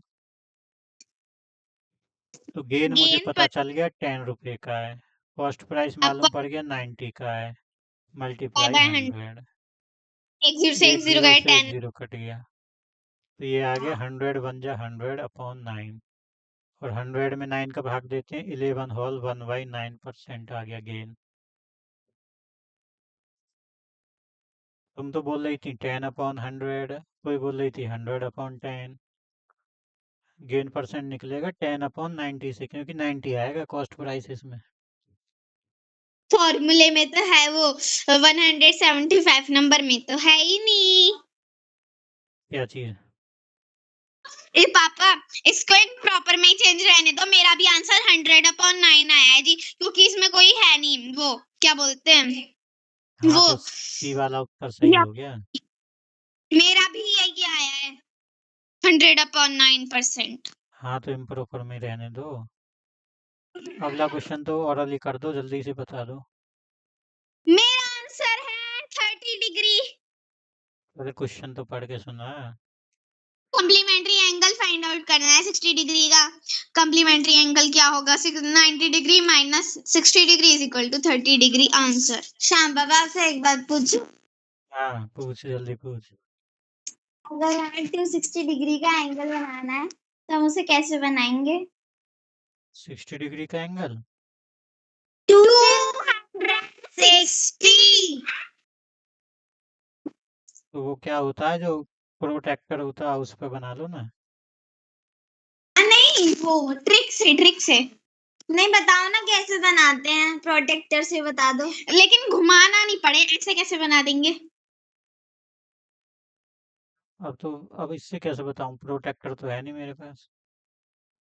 भाई प्रोटेक्टर नहीं, बता दो कैसे करेंगे। अरे जैसे प्रोटेक्टर होता है ये, हम्म। यहाँ सेंटर होता है, ये हम्म। 90, यहाँ पे 90 होता है, यहाँ पे वन हम्म। एट्टी होता है। तो अब देख, जैसे 30 का बना, यहाँ पे ऐसे लिखे रहते हैं 10, 20, 30, 40, 60, 80, 90 ऐसे लिखे रहते हैं। 110, 100, फिर 110 ऐसे लिखे रहते हैं। ऐसे यहाँ 200 भी लिखा होगा, 220, 240, यहाँ 260 लिखा होगा। तो एक यहाँ पे है। रखेंगे, तो एक एक पॉइंट तो ये पे मिल गया हमें, तो यहाँ से 260 पे ऐसे मिला देंगे, तो ये बन गया। पता है हमारी ट्रिक बताई तो आज। एग्जैक्टली ऐसे गलत। बनेगा। जब प्रोटेक्टर उठाएंगे ना तो ऐसे ये दिखेगा 260 का। गलत गलत गलत गलत। ऐसे इंटीरियर नहीं एक्सटीरियर पे लगाते हैं। क्या चीज? ये जो आपने सर्कल बनाया है 260 के बाजू में, वो ना बाहर एक्सटीरियर पे लगता। ये लगभग जितना आपने यहाँ सर्कल पे, बनाया है लगभग यहाँ पे 150 140। नहीं, आप समझे नहीं। देखो हमारे सर में ये जो आपने लाइन खींची है, ये नीचे वाली ये मिटाओ और इसके इधर की तरफ बनाओ। अरे तो गद्दड़ पता है, ये तो मैंने 120 का बनाया है लगभग। ये तो मैंने ऑब्ट्यूज एंगल बना के दिखाया है, तुम्हें समझाया है। अब यहाँ तक जब 180 यहाँ आखिरी है, तो मैं तो तुम्हें देखना चाह रहा था कि भाई जब 180 यहाँ पे है तो इससे पहले तो 170 ही आएगा ना, उससे पहले 260 कैसे आ जाएगा, लेकिन तुमने टोका ही नहीं मुझे। गद्दड़ तो तुम भी हो। और जब मैंने पहले ही बताया तुमको, यहाँ 0 है, यहाँ 90 लिखा और यहाँ 180 लिखा, तो 180 सर से ने पहले क्या हमारे आएगा? 170, 170 से पहले 160, तो 260 कैसे आ जाएगा? 260 तो इसके पापा बाद आएगा ना, यहाँ आएगा 190, यहाँ आएगा 200, तो ऐसे अब आएगा। हमारे सर ने आज एक ट्रिक बताई इसको सॉल्व करने की। हमें जैसे घुमाना पड़ता है, फिर उल्टा करो, पहले सीधे से 90 डिग्री और फिर ये सब करो। इससे अच्छा तो अगर हम 180 से कोई एंगल बड़ा होता है तो उस एंगल को 360 से माइनस कर दो और जो आएगा वो एंगल बना दो और बाहर की तरफ रिफ्लेक्स एंगल की तरह वो बना दो सर्कल। इंटीरियर एक्सटीरियर एंगल बना दो। एक्सटीरियर एंगल बना दो और जिस एंगल का हमें बनाना था, जैसे आपने बोला था, मानवी ने क्या बोला था, 200। हाँ 260 लिख दो। यहाँ तो पता है 360 होता है ये टोटल। ये जो टोटल एंगल होता है 360 होता है, इसमें से 260 गए तो कितना बचा? 100। तो 100 का बना लो, 100 का ऐसे बन जाएगा यूं। तो ये बना 100 का, तो लेकिन ये अंदर से नहीं, इधर से घुमाना, ये है 260 का एंगल। तो हम भी वही बोल रहे थे। ए ओ बी, ये वाला लाइन बाहर की तरफ से खींचनी है। एक्यूरियस। अगला क्वेश्चन। पापा वो जो मैंने आपको वर्कशीट भेजी थी इंटरोगेटिव सेंटेंसेस की, हाँ उसमें गलत दे रखे हैं, वो गलत कर रखे हैं, मैंने बना के तो भेजे थे। हाँ वो हमारी मैम ने भेजे थे इंग्लिश वाली। तो मैडम को बोला मैम नहीं को तुमने जाके, ये तो सब गलत है, इसमें 4 3 क्वेश्चन, 4 5 6। सॉरी बोला मुझसे, फिर मैम ने गूगल पे चेक किया ना, तो बोला वाह समझ गई। मैम ने बोला वाह छोरी वाह। मतलब कैसे तुमने बताया मैडम को जाके? हाँ हाँ कैसे बोला तुमने? मैम प्रेजेंट इंडेफिनिट टेंस के मैम समझ रही थी ये पास्ट परफेक्ट है, इसलिए हैव आ गया। हेल्पिंग हेल्पिंग वो हाँ प्रेजेंट परफेक्ट समझ रही थी। फिर मैम हमने बोल दिया मैम ये तो प्रेजेंट इंडेफिनिट का वो डिस्क्रिप्टिव है, डिस्क्रिप्टिव नहीं पजेसिव है। तो पजेसिव में तो वो क्या बोलते हैं, डू डज बनते हैं। तो मैम ने बोला, फिर मैम ने कुछ नहीं बोला, गूगल में चेक करने लग गई, तो ठीक था मेरा वाला। मैम ने बोला वाह छोरी वाह। अगला क्वेश्चन पढ़ो। How many persons will be able to live for 50 days on food which is sufficient for 400 persons for 10 days? Hmm. How many persons will be able to live 450 days on food which is sufficient for 400 persons for 10 days। भाई 400 आदमी 10 दिन तक जिंदे रह सकते हैं किसी खाने को खा के, तो 50 दिन तक कितने आदमी जिंदे रह सकते हैं?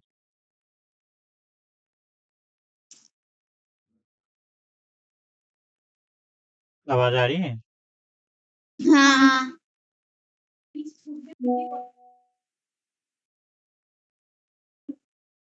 तो देखो 50 400 आदमी 10 दिन तक जिस फूड को खा सकते हैं, तो कितने आदमी उस फूड को 50 दिन तक खाएंगे?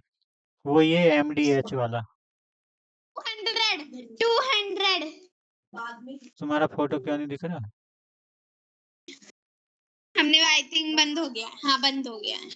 क्या बंद हो गया? वो कैमरा बंद हो गया था। पैर के पास रखा था ना फोन, पैर से बंद हो गया।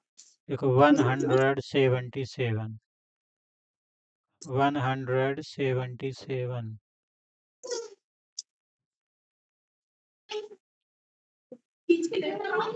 170 MDH लगाओ इसमें, M1D1H1 upon W1, M2D2H2 upon W2।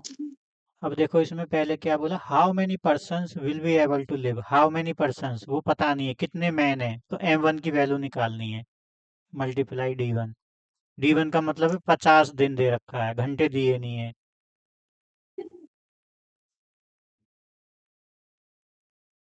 और पापा और गलत। वर्क, अरे गलत।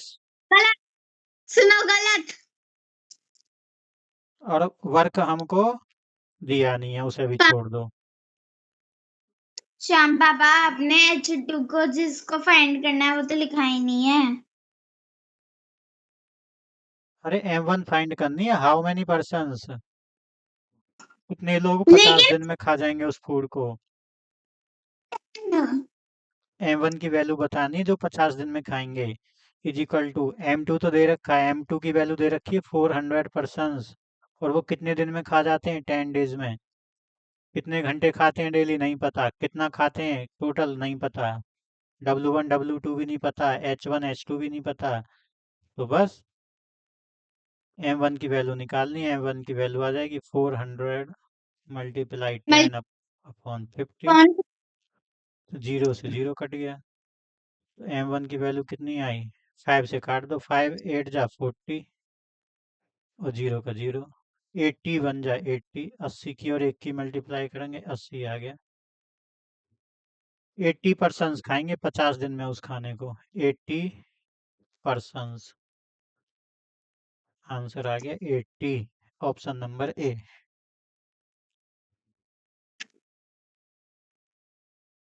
नहीं आया समझ में? आ गया।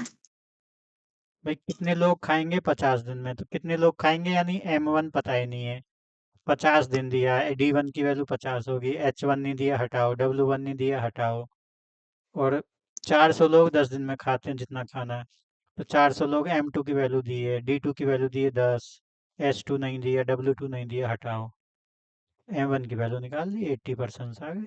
80 लोग खाएंगे 50 दिन में उतना ही खाना जितना 400 लोग 10 दिन में खाते हैं, उतने खाने को 80 लोग 50 दिन में खा जाएंगे। आसान था ना? हाँ। अगला 178। रिपीट। रिपीट। रिपीट।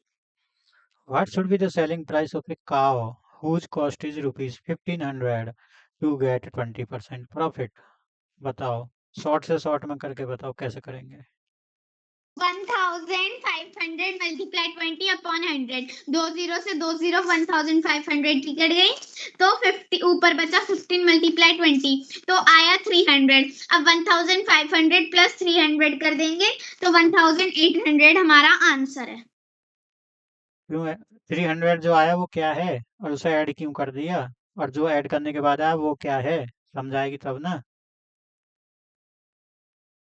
देखो, मानवी समझाएगी।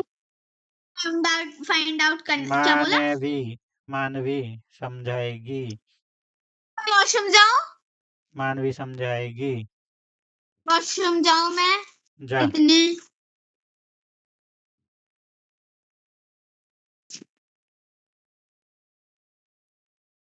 एक काऊ का सेलिंग प्राइस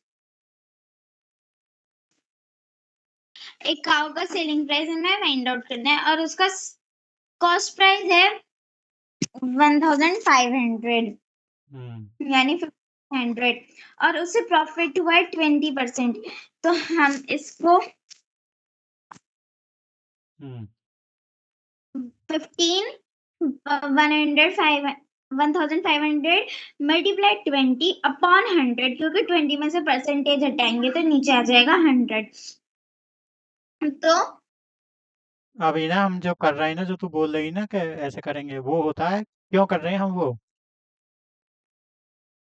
क्योंकि हमें क्योंकि हम सेलिंग प्राइस निकाल बताना है। हाँ, तो सेलिंग प्राइस बताना है तो सेलिंग प्राइस निकालना, प्रॉफिट क्यों निकाल रही है? पर हमें उसे कितना प्रॉफिट हुआ है तभी तो हम बता सकते हैं, क्योंकि उसने प्रॉफिट की संख्या थोड़ी दी है, उसने सीधे सीधे बोल दिया कि 20% तो उसे सिर्फ प्रॉफिट हुआ है, उसे 20% प्रॉफिट हुआ है। तो हम 500 में जितना भी इसका प्रॉफिट आएगा 300, तो हम 1500 में प्लस कर देंगे 300 को, तभी हमारा कॉस्ट प्राइस आ पाएगा कॉस्ट प्राइस तो 18,800 दे रखा है। मतलब पी हाँ, तो एसपी बोलना है, कॉस्ट प्राइस क्यों बोल रही है? कॉस्ट प्राइस तो दिया हुआ 1500। गलती से निकल गया। देखो, हमें 20% प्रॉफिट दे रखा है। ये तो परसेंटेज है, हमें चाहिए अमाउंट, एग्जैक्टली अमाउंट। जब हमें अमाउंट पता चल जाएगा ना, उस अमाउंट को कॉस्ट प्राइस में ऐड कर देंगे तो सेलिंग प्राइस आ जाएगा। तो हमें वो प्रॉफिट अमाउंट चाहिए पहले, तो हम लिखेंगे amount of profit is equal to 1500 का 20%। 20 के नीचे 100% हटाया तो 20 से 20 कट गई।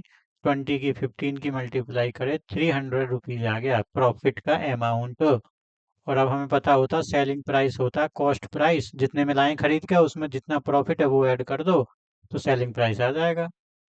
1500 plus 300 is equal to 1800 rupees selling price आ गया। नेक्स्ट 179 तो समझाया था ना भाई, रिपीट है तो? हाँ, कैसे समझाया था जरा बताना। पहले 80 मल्टीप्लाई 2 करेंगे, आया 160, 1/4 मल्टीप्लाई 160, 4 मल्टीप्लाई 160 करेंगे तो आया 640, तो हमारे 640 किलोमीटर आंसर है। हाँ भाई, स्पीड दे रखी है, किसी कार की स्पीड दे रखी है 80 के है, 80 किलोमीटर पर आवर। तो 2 घंटे में 2 आवर्स में चली गई डिस्टेंस कितनी हो जाएगी? Distance is equal to speed multiply time. Speed है 80, टाइम है 2 घंटे, तो हो गया 160 जीरो। इतने किलोमीटर डिस्टेंस चली उसने। अब ये जो डिस्टेंस है ना 2 घंटे में चली गई, ये 1/4 डिस्टेंस है टोटल का। तो टोटल डिस्टेंस कितनी हो जाएगी? ये 1/4 है तो यानी ये एक है, तो चार टोटल हो गई फोर्थ। एक टुकड़ा है ये 4 टुकड़े में से, तो 4 की कितनी वैल्यू होगी? 160 मल्टीप्लाई 4। 16 4 जा 64, जीरो का जीरो, इतने किलोमीटर हो गई वो total distance. Answer. What is the 25% of 1 hour? ये भी रिपीट है। Multiply 60 upon 100। अब देखो 100 का एक जीरो से देखो सुनो पहले, सुनो पहले, 1 आवर का 25% निकालना है। तो 1 आवर का 60 मिनट में होता है। अब इसका 25% निकालेंगे तो 25/100, परसेंट हटाया नीचे 100 आ गया। एक जीरो से एक जीरो कट गई। और 5 2 जा 10, 5 5 जा 25, 2 3 जा 6 और 3 5 जा 15। 15 मिनट आंसर हो गया हमारा। 25% 1 घंटे का 15 मिनट होता है। अगला। अगला सेम क्वेश्चन है, सारे repeat. N isosceles triangle had two sides with length x, the third side is half of x, what is its perimeter? इसका आंसर है 2 होल 1 अपॉन 2x। अब बताऊं कैसे? तुमने जो पेपर में करके नोटबुक का जो फोटो भेजा था ना, उसमें गलत कर रखा था। देखो कैसे? ये आइसोसेलेस ट्रायंगल देखो। ये दोनों साइड इक्वल हैं। अगर ये मैंने एक्स मान ली तो ये भी एक्स हो गई। और इसने बोला जो तीसरी साइड है ना वो हाफ है एक्स का, तो ये हाफ एक्स का आधा कितना होता है बताओ। 1/x, 1/2 x। अरे तो एक्स का आधा, 50 का आधा कितना होता है? 25 x का आधा होगा x/2। जब 50 का आधा 25 कैसे आता है? 50 में 2 का भाग देगी तभी तो आएगा आधा। तो एक्स का आधा कैसे करेगी? एक्स में 2 का भाग देगी तभी तो आधा आएगा, x/2 हो गया ना। तूने जो फोटो खींच के भेजा था उसमें 1/2 लिखा है, एक्स लिखा ही नहीं है उसके साथ में, इसलिए गलत है वो तेरा। हाँ, मैंने 1/2 लिखा है। अब इसका जो टोटल पैरामीटर है वो कितना हो जाएगा? तो पैरामीटर होता है तीनों साइड्स का सम ऑफ ऑल साइड्स।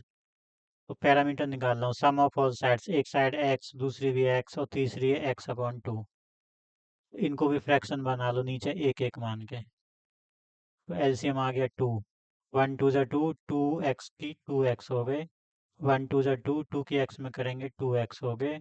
2 1 2, 1x तो ये हो गए 5x। और नीचे हो गया 2। और 5 में 2 का भाग देंगे तो ये हो जाएगा mixed fraction 2 whole 1/2x। Answer.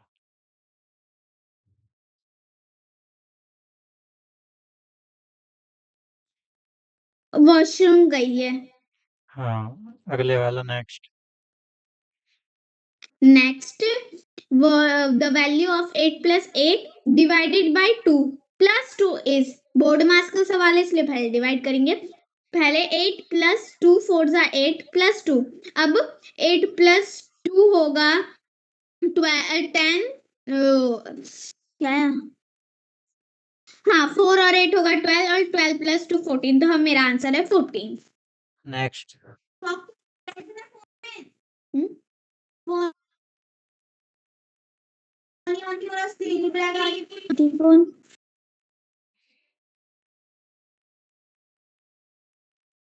What is greatest common divisor of 15, 36 and 24? इसका है 2। हम्म कैसे 1/2 है?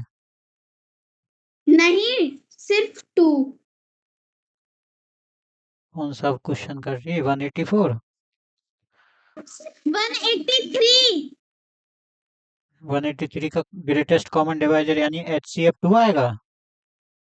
पागल हो हाँ, गई है क्या? 2 कैसे आ जाएगा? क्योंकि ग्रेटेस्ट कॉमन डिवाइजर यानी HCF। HCF होता है इन चारों ऑप्शन में सबसे बड़ा कौन सा है? 9। तो 9 से डिवाइड हो रही तीनों नंबर। नहीं। 24 डिवाइड नहीं होगा 9 से। अब इससे छोटा कौन है? 6। 6 से देख तीनों नंबर डिवाइड हो रही हैं। हाँ, तो फिर 2 कैसे आएगा? 6 आएगा ना HCF तो। मैंने ओरली कर लिया था वैसे। और वैसे भी करेगी तो पहले 2 से कटेगा, फिर 3 से कटेगा, और 2 की 3 की मल्टीप्लाई करेगी मैंने 6 आ भाई 2 से जाएगा। देख लिया, पर कट रही है तो 2 ही डायरेक्ट आंसर टिक कर दिया। 2 से कटने के बाद 3 से भी कट जाएगा। 2 और 3 की मल्टीप्लाई 6 आता है। मेरा अगला कर 184, मान भी करेगी अगला।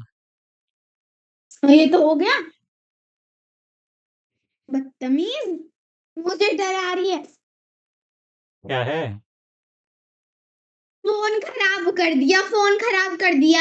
जब हटाएंगी नहीं उसको तो ठीक कैसे होगा? कुछ और चला दिया, गूगल जीमी ने। किसने? मानवी ने।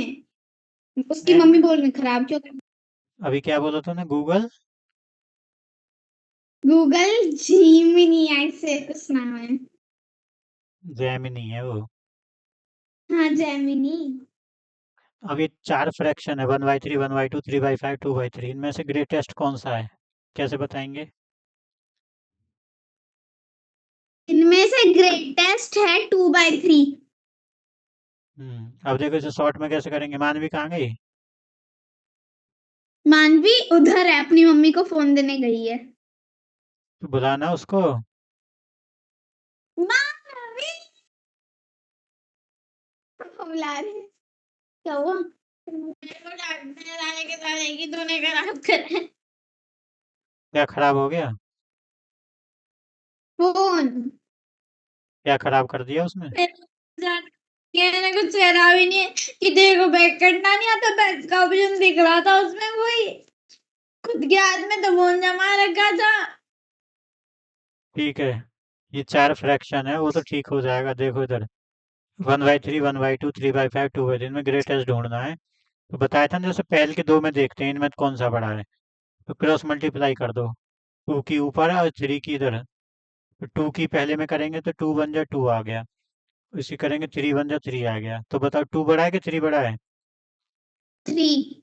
3 बड़ा है, तो ये वाला फ्रैक्शन बड़ा हुआ है पहले के दोनों में। अब हम दूसरे में और तीसरे में देखेंगे, क्योंकि पहला तो कट गया, ये तो छोटा है, इसे तो अब मैं मिटा ही दूं। ये मिटा दिया समझा ऐसे। दिया है ये। जो छोटा है उसे मिटाते ये जाओ, क्योंकि हमें तो बड़ा ढूंढना है ना। अब इन दोनों में ढूंढो, दोनों में कौन सा बड़ा है।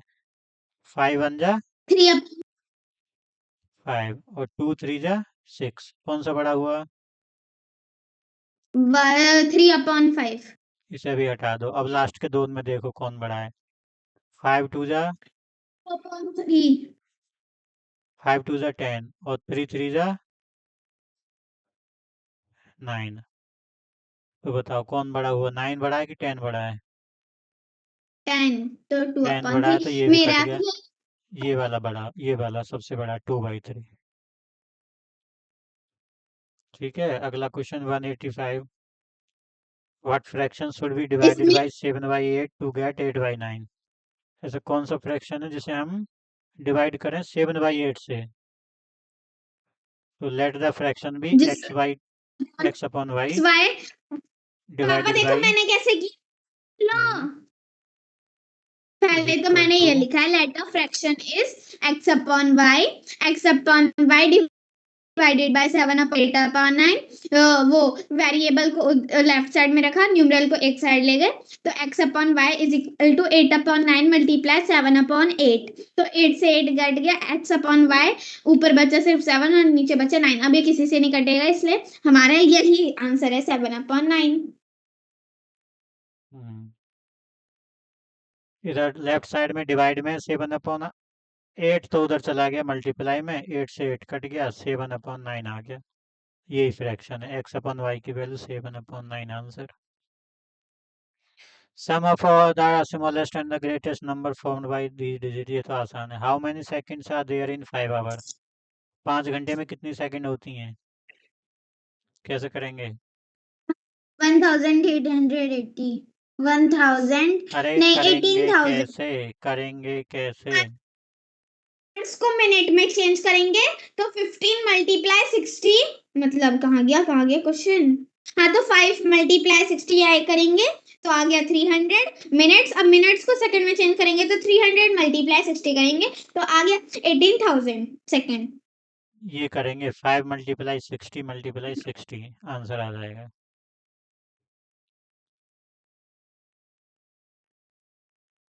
अगला 188।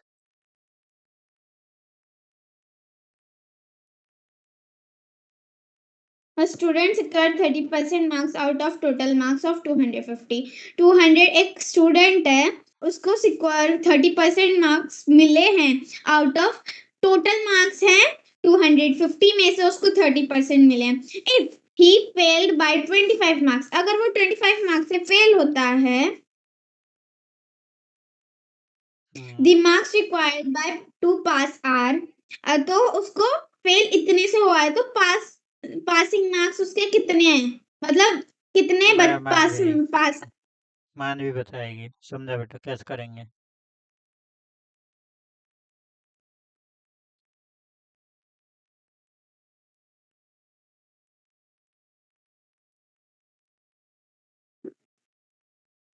मानवी बता कैसे करेंगे।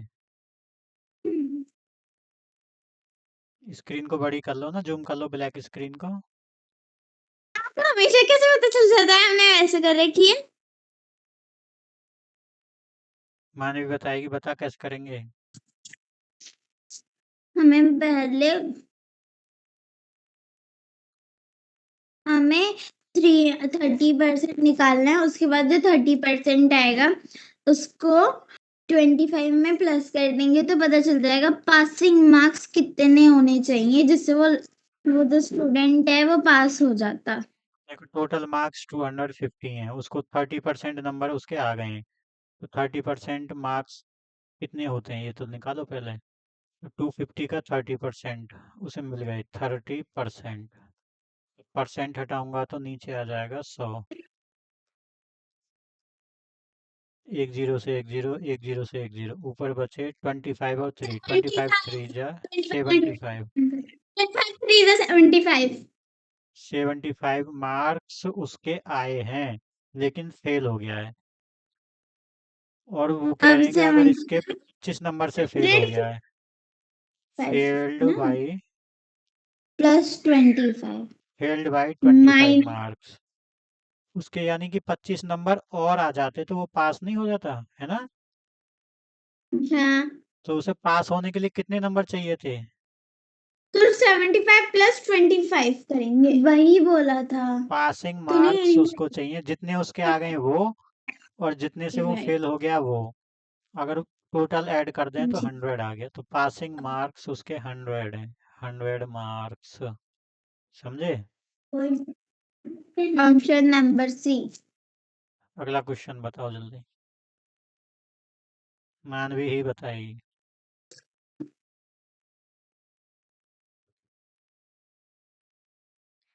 स्पीड पकड़ लो जल्दी से, टाइम वेस्ट मत करो।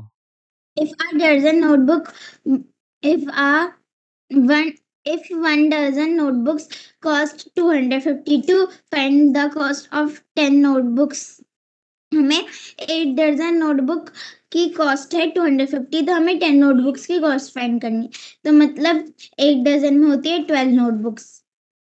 तो हम 12 को 252 को डिवाइड कर देंगे 12 से। क्यों करेंगे डिवाइड 12 से, क्या जरूरत पड़ेगी डिवाइड करने की, मल्टीप्लाई क्यों नहीं करेंगे।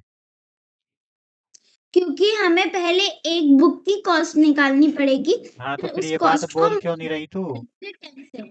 अरे तो ये बात मुझे बता क्यों नहीं रही कि भाई देखो हमें 12 नोटबुक्स की कॉस्ट दी हुई है 250, तो अब हमें एक नोटबुक की कॉस्ट निकालेंगे, 250 को डिवाइड कर देंगे 12 से। तू सीधा बोल रही है 12 250 को 12 से डिवाइड कर देंगे, क्यों कर देंगे पहले वो बात बताओ। 12 की कॉस्ट है 252, हमें एक नोटबुक की निकालेंगे पहले तो डिवाइड कर देंगे, क्योंकि एक की कम होती है, कम के लिए डिवाइड करते हैं। ये बात बोलनी पड़ेगी और लिखनी भी पड़ेगी।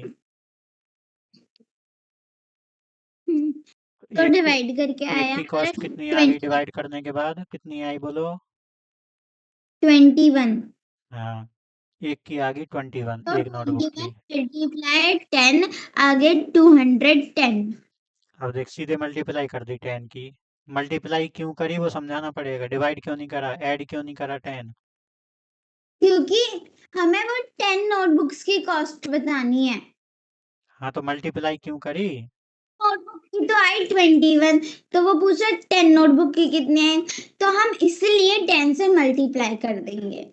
अरे ये बोल कि एक की कॉस्ट है 21 तो 10 की निकालनी, 10 की ज़्यादा होगी और ज़्यादा के लिए मल्टीप्लाई करते हैं, ये लाइन तो बोल।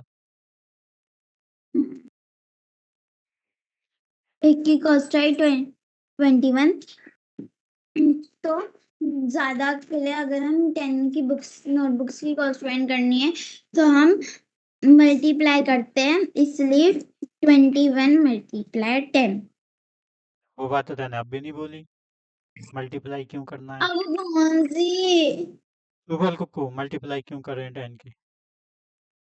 अब हमने एक डिवाइड करके एक एक उसकी एक नोटबुक की तो कॉस्ट फाइंड आउट कर ली।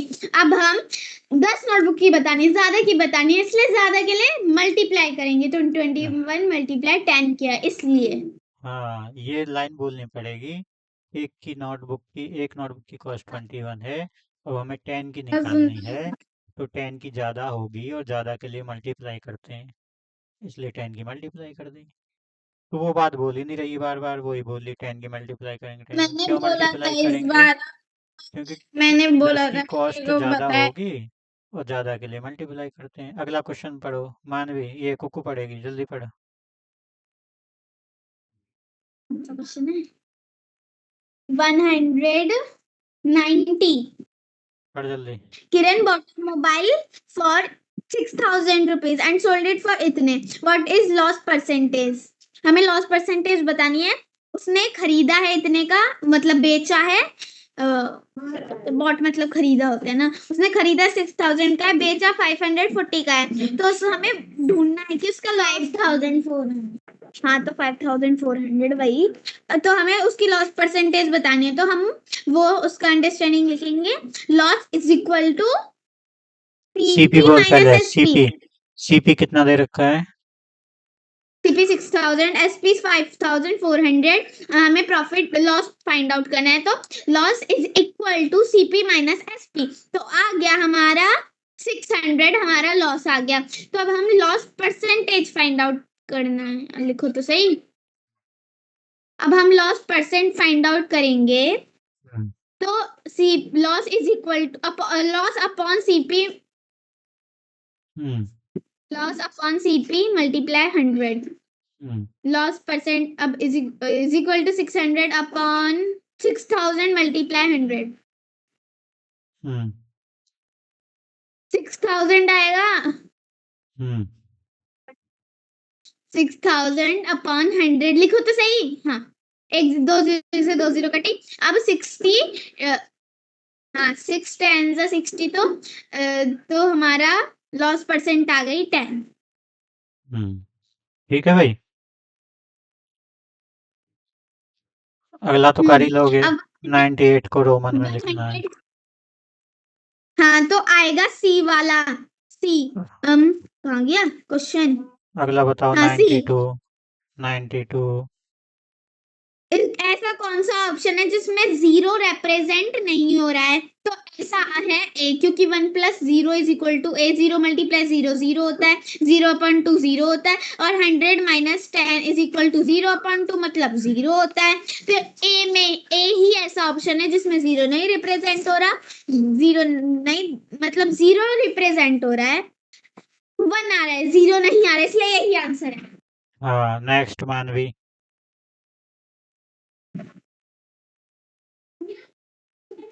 हमें इसमें find the value of x in the equation. इसका है 5। मानवी जल्दी जल्दी बोले कर। एक इक्वेशन दे रखी है, x माइनस के 15 इज इक्वल टू माइनस के 10। एक्स की वैल्यू बतानी है। बोल कैसे करेंगे? माइनस हाँ, X minus 15 is equal to minus के 10। वो तो मैंने हमें लिख दिया है एक्स, स्क्रीन पे, इसके आगे बोलना। वही बोल रही हूँ। बोल जल्दी। हमें एक्स की वैल्यू निकालनी है, तो इधर 15 प्लस में, तो इधर माइनस में है, तो इधर प्लस में चले जाएगा। तो इधर 15 माइनस प्लस में गया, और इधर 10 माइनस में, तो 15 प्लस में गया तो माइनस प्लस हो जाते हैं माइनस। तो एक्स की वैल्यू आ गई है 5। अरे क्या अब लाइन लिखूं? 15 वो बड़ा है, लाइन तो बोल, इसके अगली लाइन क्या लिखूं? लाइन तो बोली नहीं। एक्स लेफ्ट साइड में इज क्या लिखूं, इक्वल राइट टू, साइड में क्या लिखूं? वही बोल रही हूँ, आप लिखो एक्स इज इक्वल टू हाँ, -10 बोलती था।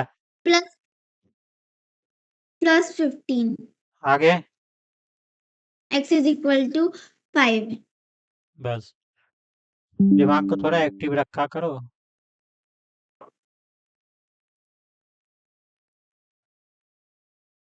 अगला।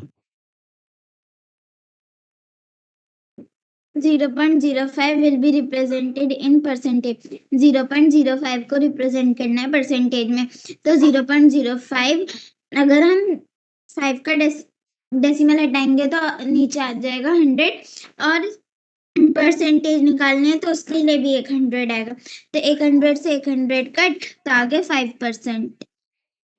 देखो, जब परसेंटेज हटाते हैं तो नीचे 100 का भाग कर देते हैं, और जब परसेंट लगाना हो तो ऊपर 100 की मल्टीप्लाई कर देते हैं।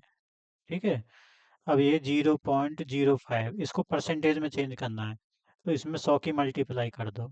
ये ये आ गया परसेंटेज। अब इसका डेसिमल हटाएंगे तो नीचे आ जाएगा 1, और 1 के बाद 2 जीरो आ जाएंगे। अब ये 100 से 100 परसेंट कट हटाओ, जाएगा। परसेंट अब हटाओ। हाँ 5 हाँ, से परसेंट पहले तो लगा।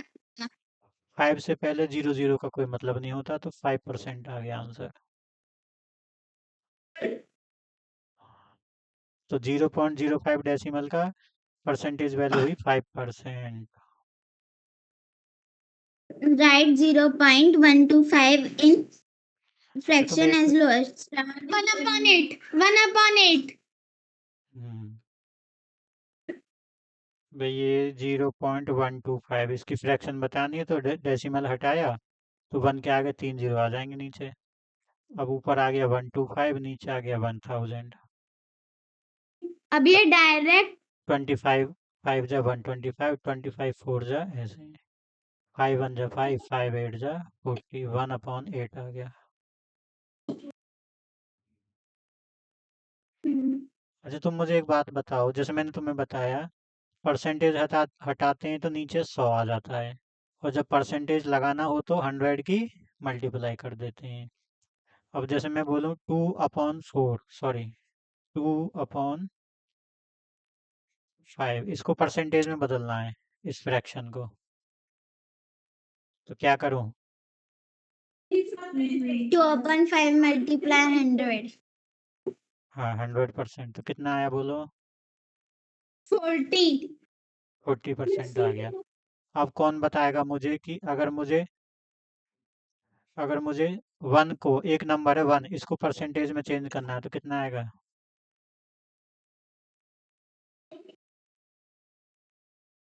100।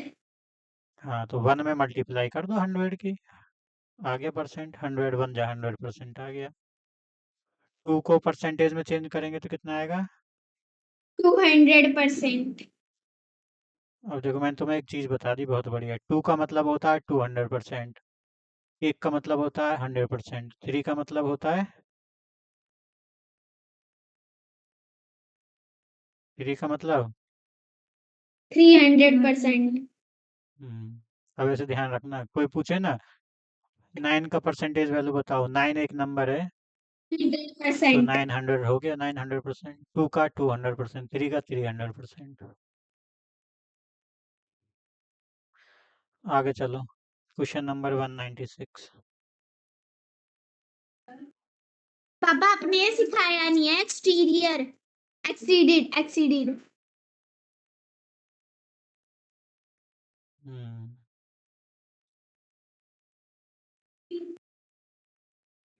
आसान है, कुछ भी नहीं है इसमें। बता दूं या कल बताऊं? आपकी मर्जी, अभी बता दो।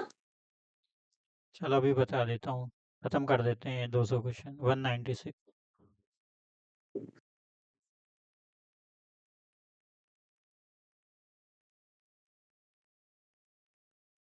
ये कह रहा है 4/5 ऑफ आ नंबर, 4/5 ऑफ का मतलब मल्टीप्लाई आ नंबर मान ली मैंने पी, कह रहा है ना 4/5 ऑफ ए नंबर, तो नंबर हो गई पी, ऑफ का मतलब multiply, exceeds its two third by 8, exceeds its two third, उसके उस नंबर का टू थर्ड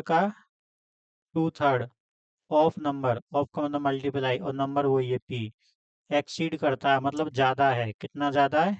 8। अब मैं तुमसे बोलूँ जो 10 है वो 7 से कितना ज़्यादा है, बताओ 10 7 से कितना ज़्यादा है? 3। तो 10 में से 7 माइनस करूंगा तभी तो 3 आएगा। तो ऐसे ही वो बोल रहा है कि कोई एक नंबर है, वो नंबर मान ली मैंने पी, तो बोला उस नंबर का four fifth of a number, of का मतलब मल्टीप्लाई, तो 4/5 ऑफ का मतलब मल्टीप्लाई, नंबर मान ली पी, ये ज्यादा है, एक्सीड का मतलब ज्यादा है किससे? उसी नंबर के 2/3 से, तो 2/3 of number, 2/3 of multiply number हो गई पी, सेम टू सेम। ये ज्यादा है, कितना ज्यादा? 8 ज्यादा है, तो पहली में से दूसरी माइनस करेंगे तभी तो 8 आएगा, तभी तो मालूम पड़ेगा कितना ज्यादा है। जैसे 10 7 से 3 ज्यादा है, कैसे मालूम पड़ा? 10 में से पापा 7 माइनस कर दिया, 3 आ गया, 3 ज्यादा है। अब कैसे करेंगे इसको बताओ। यहाँ से आगे अभी ये इक्वेशन तो बन गई। कौन सॉल्व करेगा बोलो। 4 की पी में पी करेंगे के तो नीचे 4p, नीचे 5। 2 की पी में करेंगे तो 2p, नीचे 3, इज इक्वल टू 8। 5 और 3 का एलसीएम कितना आया? 15। 5 का 15 में भाग दो, 5 3 जा 15। 3 क्वोशेंट आया, 3 के ऊपर मल्टीप्लाई कर दो, 3 4 जा 12, 12p हो गया। 3 5 जा 15, 5 के ऊपर 2 में कर दो, 5 2 जा 10, 10p आ गया, इज इक्वल टू 8। फिर 12p में से 10p गए तो कितने बचे?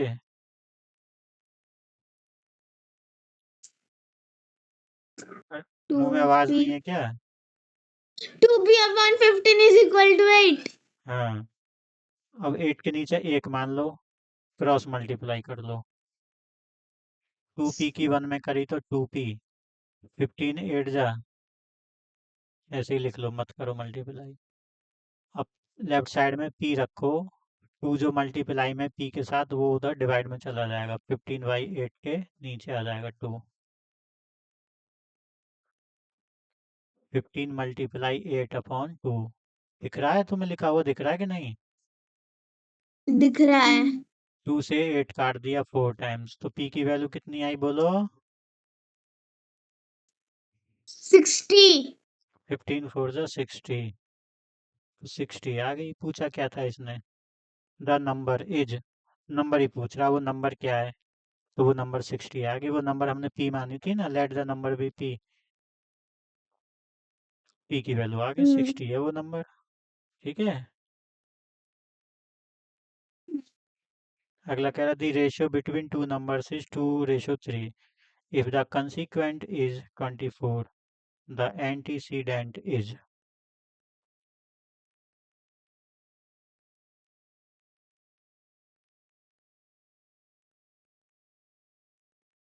देखो, कॉन्सिक्वेंट होता है दूसरा वाला, और एंटीसीडेंट होता है पहला वाला। जैसे हमने रेशो बनाया ना 2:3, तो इसमें 2 क्या है? एंटीसीडेंट। और 3 क्या है? कॉन्सिक्वेंट। Question number 197।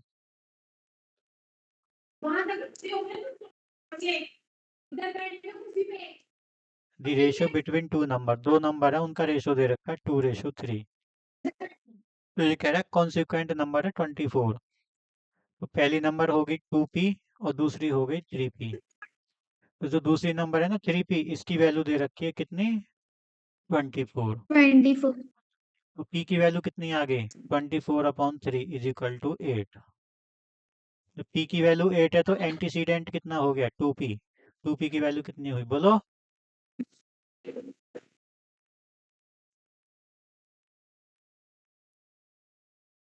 अरे, एंटीसीडेंट की वैल्यू बताओ ना 2p की। p की वैल्यू 8 आ गई, तो एंटीसीडेंट है हमारा 2p, तो 2p की वैल्यू कितनी हुई? 4। 4 हो गई? कैसे? 16। कितने? 16। कुकू बताएगी 4 कैसे आया। 2p की वैल्यू बतानी है, 2p की वैल्यू 4 कैसे आई? मैं 2 8 के नीचे लेके गई हूँ ना, दैट्स व्हाई। क्यों नीचे क्यों लेके गई? 2 और p का मतलब क्या है? 2 और p के बीच में कौन सा निशान होता है जो दिखता नहीं है? मल्टीप्लाई। तो तू डिवाइड क्यों कर रही है? 2 मल्टीप्लाई 8, p की वैल्यू 8 रख दी। अब जब 2p में p की वैल्यू 8 रखेंगे ना, तो उसे ऐसे मत रखना। 2 तो पहले से ही है, p की जगह पे 8 रख दिया, 2 और 8 28 हो गया, ऐसे नहीं रखना। अब इसे 28 समझ लेगा कोई? अब जब p की वैल्यू रखेंगे तो वो मल्टीप्लाई जो दिखता नहीं है ना, उसको अब लगाना पड़ेगा ऐसे। 2 मल्टीप्लाई 8 कितना हो तो जाएगा? 16। 16 आ गया। एंटीसीडेंट की वैल्यू हो गई 16। कंसीक्वेंट की वैल्यू थी 24, तो एंटीसीडेंट की आ गई 16। बोलो, दोनों में से किसी को समझ में आया कि नहीं आया? आ गया। मानवी बोल। पापा, हाँ। चौधरी पापा का फोन आ रहा है। तेरे फोन पे ही आ रहा है?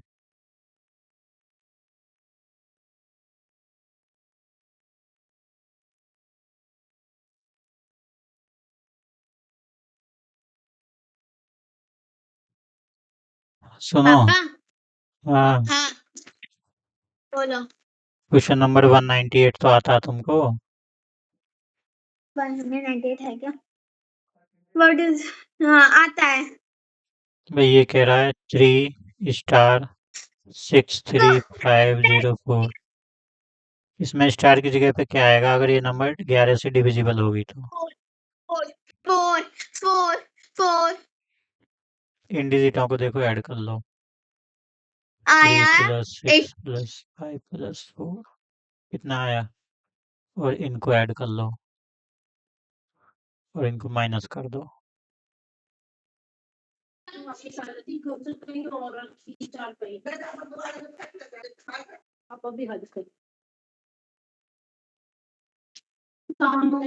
ये आ गया 18 माइनस, ये आ गया स्टार +3।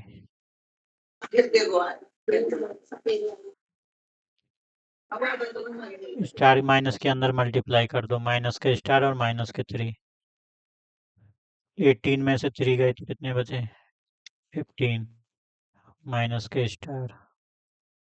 अब 15 में से कितने माइनस करूं कि 11 आ जाए? फोर। तो स्टार की वैल्यू 4 आ गई। 4 आंसर है हमारा।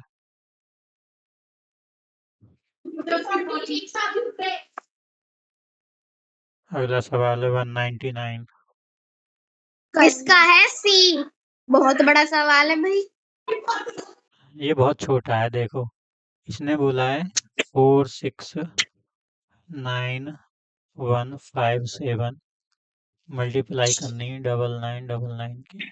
तो क्या आएगा? बस इनकी मल्टीप्लाई करनी है। देखो मैं तुम्हें एक चीज समझाऊं।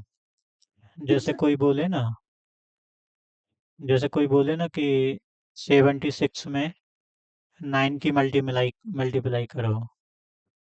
अब तुम्हें 9 का टेबल नहीं आता तो कैसे करोगे?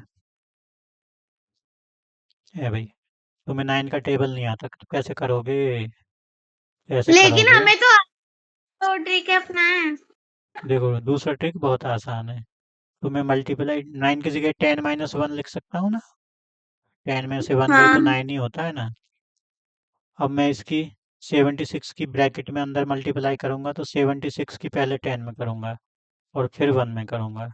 76 की 10 में करी तो कितने हो गए? 760। और 1 में करी तो माइनस के 76 बन जाए 76। अब बस इसको हटा दो, माइनस कर दो। 10 में से 6 गए 4, तो यहाँ बचे 5। 15 हो गए, 15 में से 7 गए 8 और यहाँ बचे 6। ये आ गया आंसर। अब जैसे अब जैसे कोई बोले कि 154 में 99 की मल्टीप्लाई करो, तो इसको कैसे करेंगे? 154 मल्टीप्लाई 100 - 1 कर दो 99 को। अब इसकी दोनों में मल्टीप्लाई कर दो, 100 में भी और 1 में भी। तो 100 में करेंगे तो 154 2 जीरो, और 1 में करेंगे तो 154 बन जाए 154। अब इसको माइनस कर दो, तो यहीं लिख देता हूँ इसके नीचे 15400 में माइनस करना 154। तो बचे 6। 9 में से 5 गए 4, 3 में से 1 गए 2, 5 और 1। ये आ गया आंसर। ऐसे ही तुम्हें अपना सवाल करना है। ये बोल रहा है 46। कहाँ था ये? रहा लिखा तो था। ये करना है जैसे 469। तो मैं क्या करूँगा, इसको 4691157 को मल्टीप्लाई कर दूँ। ये 9999 है तो इसको मैं कर दूंगा 10,000 में से एक कम कर दूं बस। ये हो जाएगा 9999। अब इसमें मल्टीप्लाई करूंगा तो यार 4619, नहीं, नहीं, गलत गलत गलत 91। 4691157 और 4 जीरो आ जाएंगे।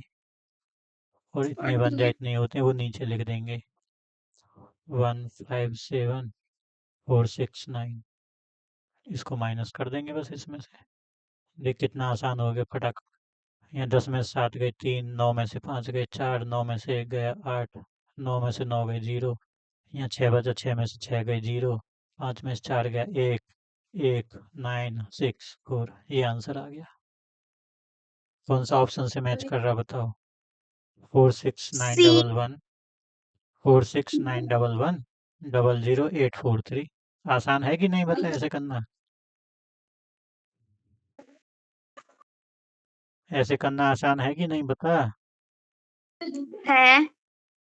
हाँ तो ये 9999 की मल्टीप्लाई करेगी तो 4 बार करेगी, फिर एडिशन करेगी इतनी सारी नंबरों का, बहुत कठिन हो जाएगा। सीधा सीधा 4 जीरो चुपकाओ और उसमें से इसी नंबर को माइनस कर दो। इसके आगे 4 जीरो लगाओ क्योंकि 10,000 में 4 जीरो होती है ना। और जब एक में मल्टीप्लाई करेंगे तो माइनस में आ जाएगी पूरी नंबर, इतने बंदे इतने ही होते हैं ना। तो ऐसे समझ में आए मानवी कि नहीं? बोल। हाँ। आखिरी क्वेश्चन है 200। The sum of the smallest even number 2 होती है and the smallest odd number 5 होती है, सॉरी 3 होती है। टोटल आ गया 5। और 5 आंसर। एक 5 एक प्राइम नंबर होती है। ऑप्शन नंबर सी हो गया प्राइम नंबर, ठीक है। सारे सवाल हो गए अब तुम्हारे। अब तुम्हारे 5 पेपर पूरे हो गए, पांचों पेपर में 50 50 50 50। टोटल क्वेश्चन कितने हुए पांचों पेपरों के? एक पेपर में 50 हैं तो 5 पेपर में कितने हुए? 250। 250 सवाल हुए। अब ये 250 सवाल तुम्हें ऐसे कर लेने, ऐसी प्रैक्टिस करनी है, इनकी ऐसी प्रैक्टिस करनी है कि कभी भी पूछे जाए तो तुरंत बता दो, ठीक है। आपको पता है प्रैक्टिस सेट्स में सारे सवाल छप रखे हैं, छप। हाँ, और पेपर में भी ऐसे ही आते हैं, ज्यों के त्यों, थोड़ा बहुत नंबर चेंज हो जाएगी बस। 20% की जगह 10% कर देगा कहीं, 75 की जगह 65 लिख देगा। चलो आज के लिए इतना ही, बाय।